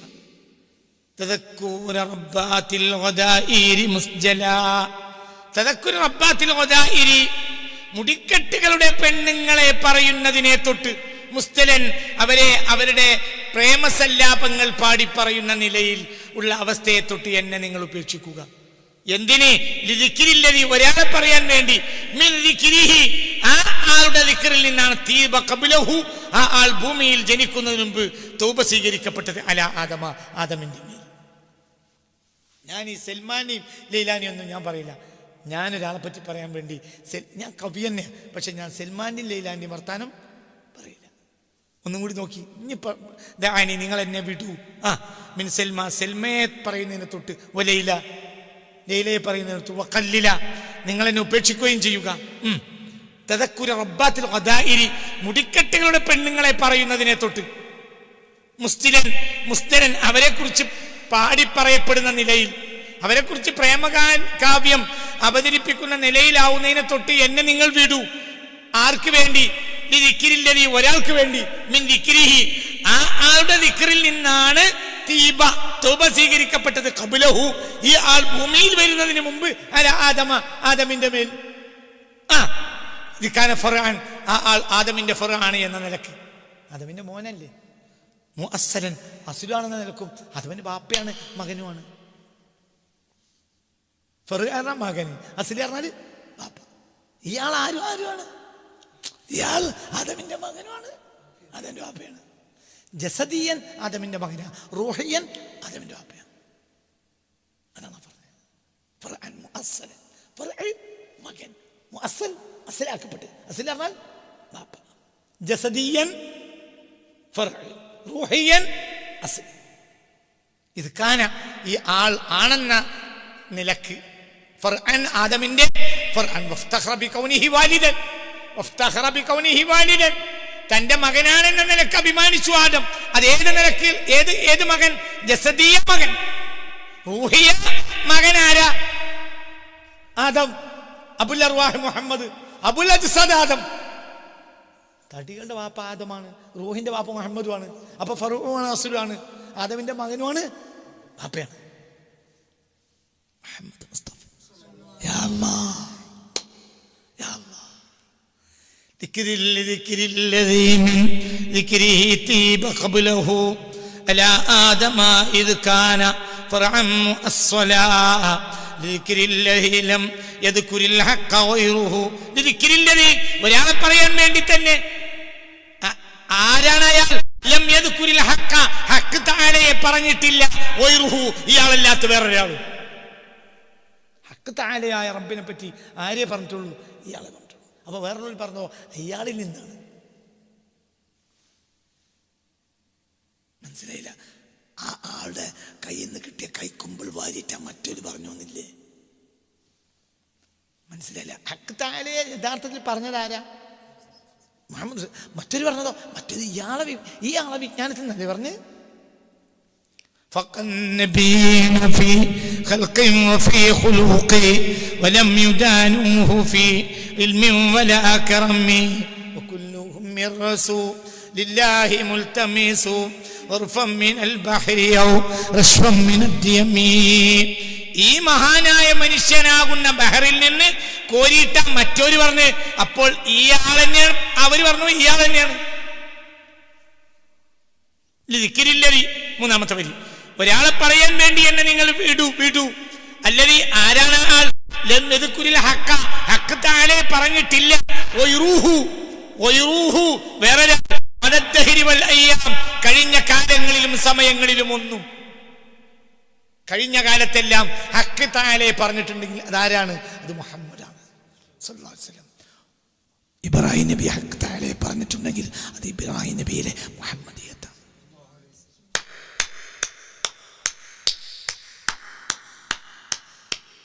ഒരു വ്യക്തിയിൽ പലതുണ്ടാവും. മനസ്സിലാണ്ട് പറഞ്ഞത്? ഇബ്രാഹിം നബി ഹഖ് തആലയെ പറഞ്ഞിട്ടുണ്ടെങ്കിൽ ഇബ്രാഹിം നബിയിൽ ആരാണ് പറഞ്ഞ്? മുഹമ്മദിയത്ത് വെളിവായതാണ്. അതൻ അള്ളാഹിനെ പറ്റി പറഞ്ഞ്, അള്ളാഹിനെ പറയാൻ മഅ്ദൂൻ ഇയാളാണ്. സമ്മതപ്രകാരം പറഞ്ഞാണ്. അതുകൊണ്ട് സമ്മതമുണ്ട്, സമ്മതം വലിയ വിഷയമാണ്. ഹക്ക് തആല സമ്മതത്തോടു കൂടി പറഞ്ഞു. ആദം നബി അലൈഹി സ്വലാത്തു വസ്സലാമിന്റെ ഉള്ളിൽ ആദം നബി ഹക്ക് തആലയെ പറഞ്ഞിട്ടുണ്ടെങ്കിൽ അത് ആദം നബിയുടെ ഉള്ളിലുള്ള മുഹമ്മദിയത്താണ്. നൂഹ് നബി ഹക്ക് തആലയെ പറ്റി പറഞ്ഞിട്ടുണ്ടെങ്കിൽ അത് നൂഹിന്റെ ഉള്ളിലെ മുഹമ്മദിയത്താണ്. സല്ലല്ലാഹു അലൈഹി വസല്ലം മുഹമ്മദിയത്ത് ഒളിവായി. മനസ്സിലായില്ല? പുതിയ അപ്പള ഒന്നാം സൽക്കാരത്തിന് വന്നു, അപ്പോഴത്തിന് എന്തായി? ബിരിയാണി വെച്ച് നാശായി. വേറെയും പണിക്കാർ വേറെയും ആളുകളെ വിളിച്ചിട്ടുണ്ട്. അപ്പം അമ്മോശനും അമ്മായിമ്മയും തലയിൽ കൈവച്ച് കയറാൻ തുടങ്ങി. പഠിച്ചോനെ ഇനിയിപ്പോൾ എന്താക്കൽ? അപ്പം എന്തായി? നിങ്ങൾ ബേജാറാണ്ടാറും. മരുമോൻ ഒരടുപ്പങ്ങല്ലേ വേണം പൂട്ടി. മനസ്സിലായില്ല? കുറച്ച് ഇറച്ചിനോണ്ട് നിന്നാണ് ഇറച്ചിട്ട് കഴുകി, അരിയിട്ടു കഴുകി 10 മിനിറ്റ്, അരമണിക്കൂർ, 1 മണിക്കൂർ 1 നമ്പർ ബിരിയാണിയായി. അതിൽ പണിയെടുത്തത് അപ്പോൾ ഒളിവായതെന്താ? ഓൻ്റെ ഉള്ളിലെ പണ്ടാരിയത്ത്, മരുമോനിയത്തല്ല. മരുമോനിയത്ത് ഇന്നലെ രാത്രി ഒളിവായിട്ടുണ്ട്. ഇപ്പോൾ മനസ്സിലായില്ല? ഇപ്പോൾ ഒളിവായതെന്താ? പണ്ടാരിയത്ത്. ഒക്കെ വല്ലുണ്ട്. ഇബ്രാഹിം നബിയിൽ അന്തർലീനമായ മുഹമ്മദിയത്ത് വെളിവായപ്പോൾ അള്ളാഹിനെ പറ്റി പറഞ്ഞു. അള്ളാഹിനെ പറ്റി പറയാൻ സമ്മതായിരിക്കാണ്? മുഹമ്മദ് മുസ്തഫാക്കാണ്. അതെല്ലാവരിലും വെളിവായിട്ടുണ്ട്. നമുക്ക് വെളിവാവും. നമ്മളവിടേക്ക് എത്തണം, നമ്മളും അത് വരച്ച് കയറണം. വെളിവാകണമെങ്കിൽ വരക്കണല്ലോ. പഴയ കാലത്തുണ്ടായില്ലേ മറ്റെന്ത്, ഒരു സാധനം വാങ്ങിയാട് ഇങ്ങനെ ചോരണ്ട, എന്നിട്ടാണ് നമ്പർ എടുത്തിട്ട് ആ നമ്പർ കയറ്റുക, അമേരിക്കക്ക് വിളിക്കുക. അതിനെന്ത് ചെയ്യണം? ചോരണ്ടണം. നമ്മൾ ചോരണ്ടണം, മുഹമ്മദിയത്ത് കിട്ടും. നമ്മളെ റൂഹിനെ നമ്മൾ ചൊരണ്ടണം. എന്നിട്ട് അതിലുള്ള ആ കേടൊക്കെ കളഞ്ഞാൽ നമുക്കൊരു ഒളിവാവും.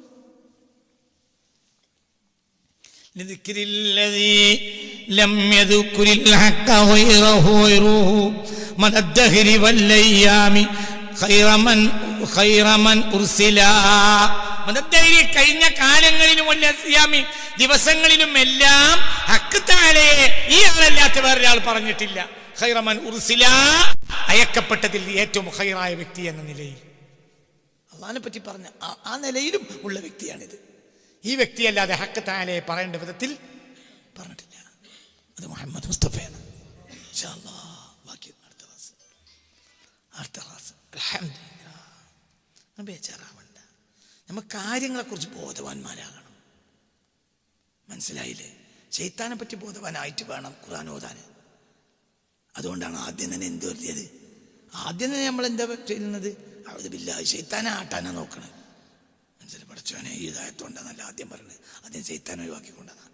കാരണം പോകേണ്ട സാധനം പോയാലേ വരേണ്ട സാധനം ഒറിജിനൽ ആവുള്ളൂ. അല്ലെങ്കിൽ ആ വന്ന സാധനം കൂടി നാശമാവുന്നല്ല, അതൊന്നുമില്ല. അല്ലാഹു തആല തൗഫീഖ് തരട്ടെ. മുഹമ്മദ് മുസ്തഫ നാളെ ബാക്കി പറയും. നിങ്ങൾ ബേജാറാണ്ട. നിങ്ങൾ സ്റ്റാൻഡേർഡ് കൂടാത്തത് കൊണ്ടാണ് ഞാൻ താഴത്തിറങ്ങി സംസാരിക്കുന്നത്.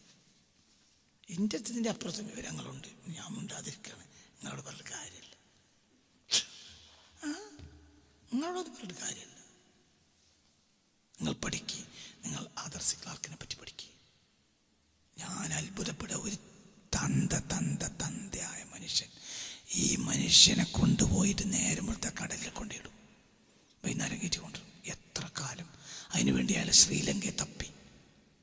ശ്രീലങ്ക കടലിലാണ് ആയുസ് മുഴുവൻ ചെലവാക്കിയത് ആദർശ് ക്ലാർക്ക്. എന്താ കടൽ? ഇയാളാരാ? ഇയാൾ ആധുനികതയുടെ പിതാവ് ആണ് ഈ ആദർശ് ക്ലാർക്ക്. എവിടെ കൂടുതൽ കഴിഞ്ഞ്? വെള്ളത്തിനടിയിൽ. അവിടെ തന്നെ ജെയിംസ് കാമറൂൺ. അതൊക്കെ ചിന്തിക്കുക. വെള്ളത്തിൽ അമിതവ്യയം ചെയ്യരുത്. നമ്മൾ അതിൻ്റെ നേരെ മുകൾ ഭാഗത്ത് അർത്ഥം വെക്കും. എന്ത്? വെള്ളം കൂടുതൽ ശരിയാണ്, പക്ഷെ അത് മാത്രമല്ല ഉദ്ദേശം. വെള്ളത്തിൽ കളിക്കണ്ട.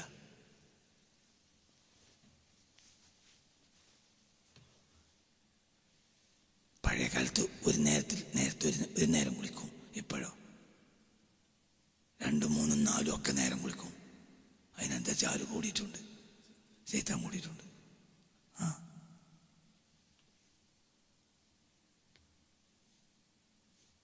ശൈത്താനോട് പെടല്ല, കുളിക്കണോനോട് പെടല്ല. പഴയ കാലത്ത് അങ്ങനെയല്ല. കാലത്ത് ആണുങ്ങൾ വരെ കുളിക്കുമ്പോൾ ഔറത്ത് പൂർണ്ണമായി മറക്കും. ഇന്ന് പെണ്ണുങ്ങൾ വരെ ഔറത്ത് ഓർക്കൂല. കാരണം അത്രയും പ്രൊട്ടക്റ്റഡായ കുളിപ്പുരകളാണ്. അതിനവരെ പ്രേരിപ്പിക്കുന്നുണ്ടാവും മറ്റേ ആൾ.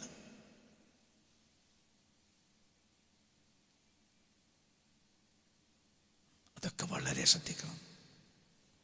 ഒരാൾക്ക് ഒഴിവാകണില്ലല്ലോ. നല്ലൊരു ശതമാനം ആളുകൾക്കും സ്ത്രീ രോഗങ്ങളാണ്. സ്ത്രീകൾക്ക് എൻ്റെ ഒരു വിലയിരുത്തലനുസരിച്ച് 10ൽ 6 സ്ത്രീകൾക്കും സ്ത്രീ രോഗങ്ങളുണ്ട്. എന്താ കാരണം? ഒന്ന്, കക്കൂസും കുളിമുറിയും നഗ്നമായി ഉപയോഗിച്ചു എന്നതാണ് ഏറ്റവും അടിസ്ഥാന കാരണം. 10 സ്ത്രീകളിൽ 6 സ്ത്രീകൾക്കും സ്ത്രീ സംബന്ധമായ രോഗങ്ങളുണ്ട്. എന്താ അടിസ്ഥാന കാരണം? ഇതാ. പഴയ കാലത്ത് അങ്ങനെയല്ല. പഴയ കാലത്ത് ആണുങ്ങൾ വരെ മറക്കും, ഇന്ന് പെണ്ണുങ്ങളെ വരെ മറക്കൂല.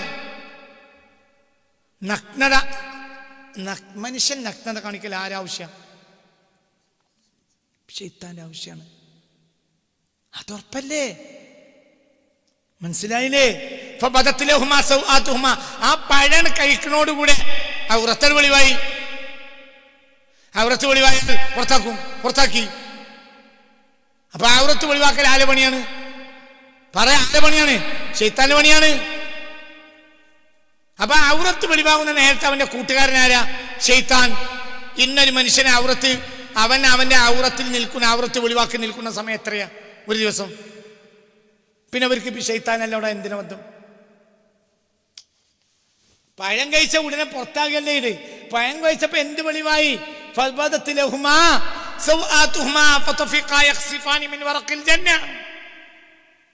പഴം കഴിച്ചതോടുകൂടെ എന്തുണ്ടായി? അവരുടെ ഔറത്ത് വെളിവായി. ഔറത്ത് വെളിവാക്കിയവൻ ആരാണ്? ശൈത്താന്റെ കൂട്ടുകാരനാണ്. പുറത്താക്കി. കാഷ്ടിക്കുമ്പോഴും മൂത്രിക്കുമ്പോഴും നീ അതിനോട് അടുത്താലല്ലാതെ നിന്റെ വസ്ത്രം പൊക്കരുത് റസൂൽ പറഞ്ഞിട്ടില്ലേ? എന്തിനാ അങ്ങനെയൊക്കെ പറയേണ്ട ആവശ്യം? നീ 4 ചുമരുകൾക്കുള്ളിലാണെങ്കിലും നീ ഔറത്ത് മറക്കണം റസൂൽ പറഞ്ഞിട്ടില്ലേ? എന്താ അതിൻ്റെ ആവശ്യം? അപ്പൊ ജനങ്ങൾ നമ്മളെ ഔറത്തിലേക്ക് നോക്കൽ മാത്രമല്ല ഔറത്തിന്റെ വിഷയം. ഔറത്ത് നമ്മുടെ തന്നെ പേഴ്സണാലിറ്റി ഈ ലോകത്ത് ആരും കാണാത്ത സ്ഥലത്താണ്. ഒരു ദ്വീപിൽ ഒറ്റപ്പെട്ടാൽ നമ്മൾ എന്ത് ചെയ്യണം? ഔറത്ത് മറക്കണം. എന്തുകൊണ്ട്? ഔറത്ത് നീ വെളിവാക്കിയാൽ ഉടനെ നിന്റെ അടുത്ത് ആരെത്തും? ശൈത്താൻ. എന്താ പറഞ്ഞ? എന്താണ് ഇതിലൊക്കെ പഠിക്കാണ്ട് പാഠം? വളരെ പഠിക്കാണ്ട്, വളരെ. ഇന്നിപ്പോ നമുക്കതൊരു വിഷയമല്ല. പണ്ടത്തെ കാലത്ത് എല്ലാം നോക്കും നിങ്ങൾ. ഞാൻ 1900-ന്റെ തുടക്കത്തിലൊക്കെ വരെയുള്ള പിന്നെ ഹിന്ദു സ്ത്രീകളുടെ, ഞാനിപ്പോൾ ഈ അടുത്ത കാലത്തൊരു പഠനം നടത്തിയാണ്. വസ്ത്രങ്ങൾക്ക് വലിയ വ്യത്യാസം വന്നു. പക്ഷേ അത് ഭയങ്കര പഠനമാണ്. ഞാൻ ഒരു പുസ്തകമായി എഴുതാമെന്ന് എൻ്റെ നിയത്തിലുണ്ട്. വസ്ത്രങ്ങൾക്ക് വന്ന ചേഞ്ച്, അതായത് പഴയ കാലത്ത് എല്ലാ മതത്തിലെ ആളുകളും എന്ത് ചെയ്യും? ഔറത്ത് പൂർണ്ണമായി മറക്കും. ഹിന്ദു സ്ത്രീകളുടെയൊക്കെ കണ്ണല്ലാതെ ഒന്നും പുറത്തു കാണില്ല. എത്രയോ ഫോട്ടോസ് ഉണ്ട് എൻ്റെ കയ്യിൽ. പഴയ കാലത്ത് ഇപ്പോൾ ഫോട്ടോഗ്രാഫി വന്നിട്ട് ഇപ്പോൾ ഈ അടുത്ത കാലത്തല്ലേ.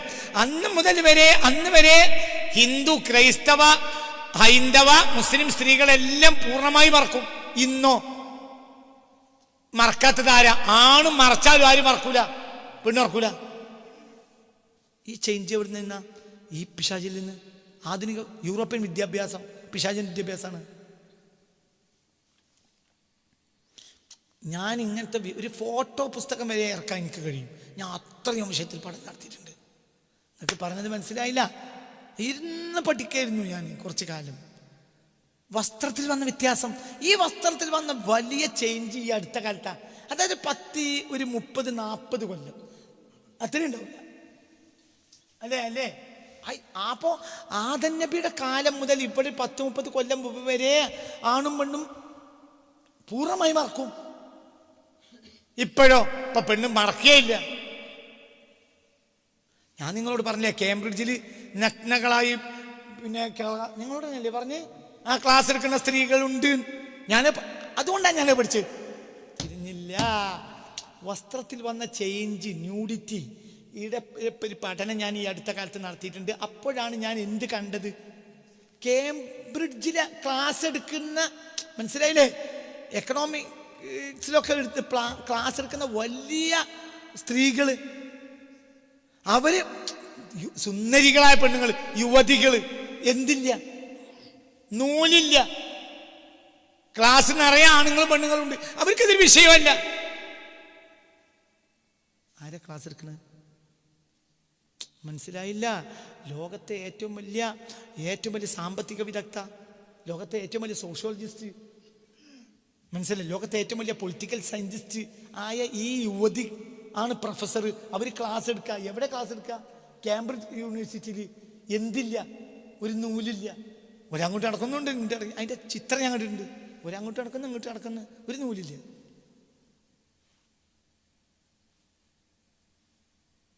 അതൊക്കെ ഈ അടുത്ത കാലത്ത് വന്നതാണ്, പണ്ട പ്രശ്നമില്ല. അപ്പൊ വന്ന ചേഞ്ച് എത്ര? ഈ ചേഞ്ച് ഇവിടെ ആര് കൊണ്ടുവന്നു? യൂറോപ്പിന്റെ അധിനിവേശം.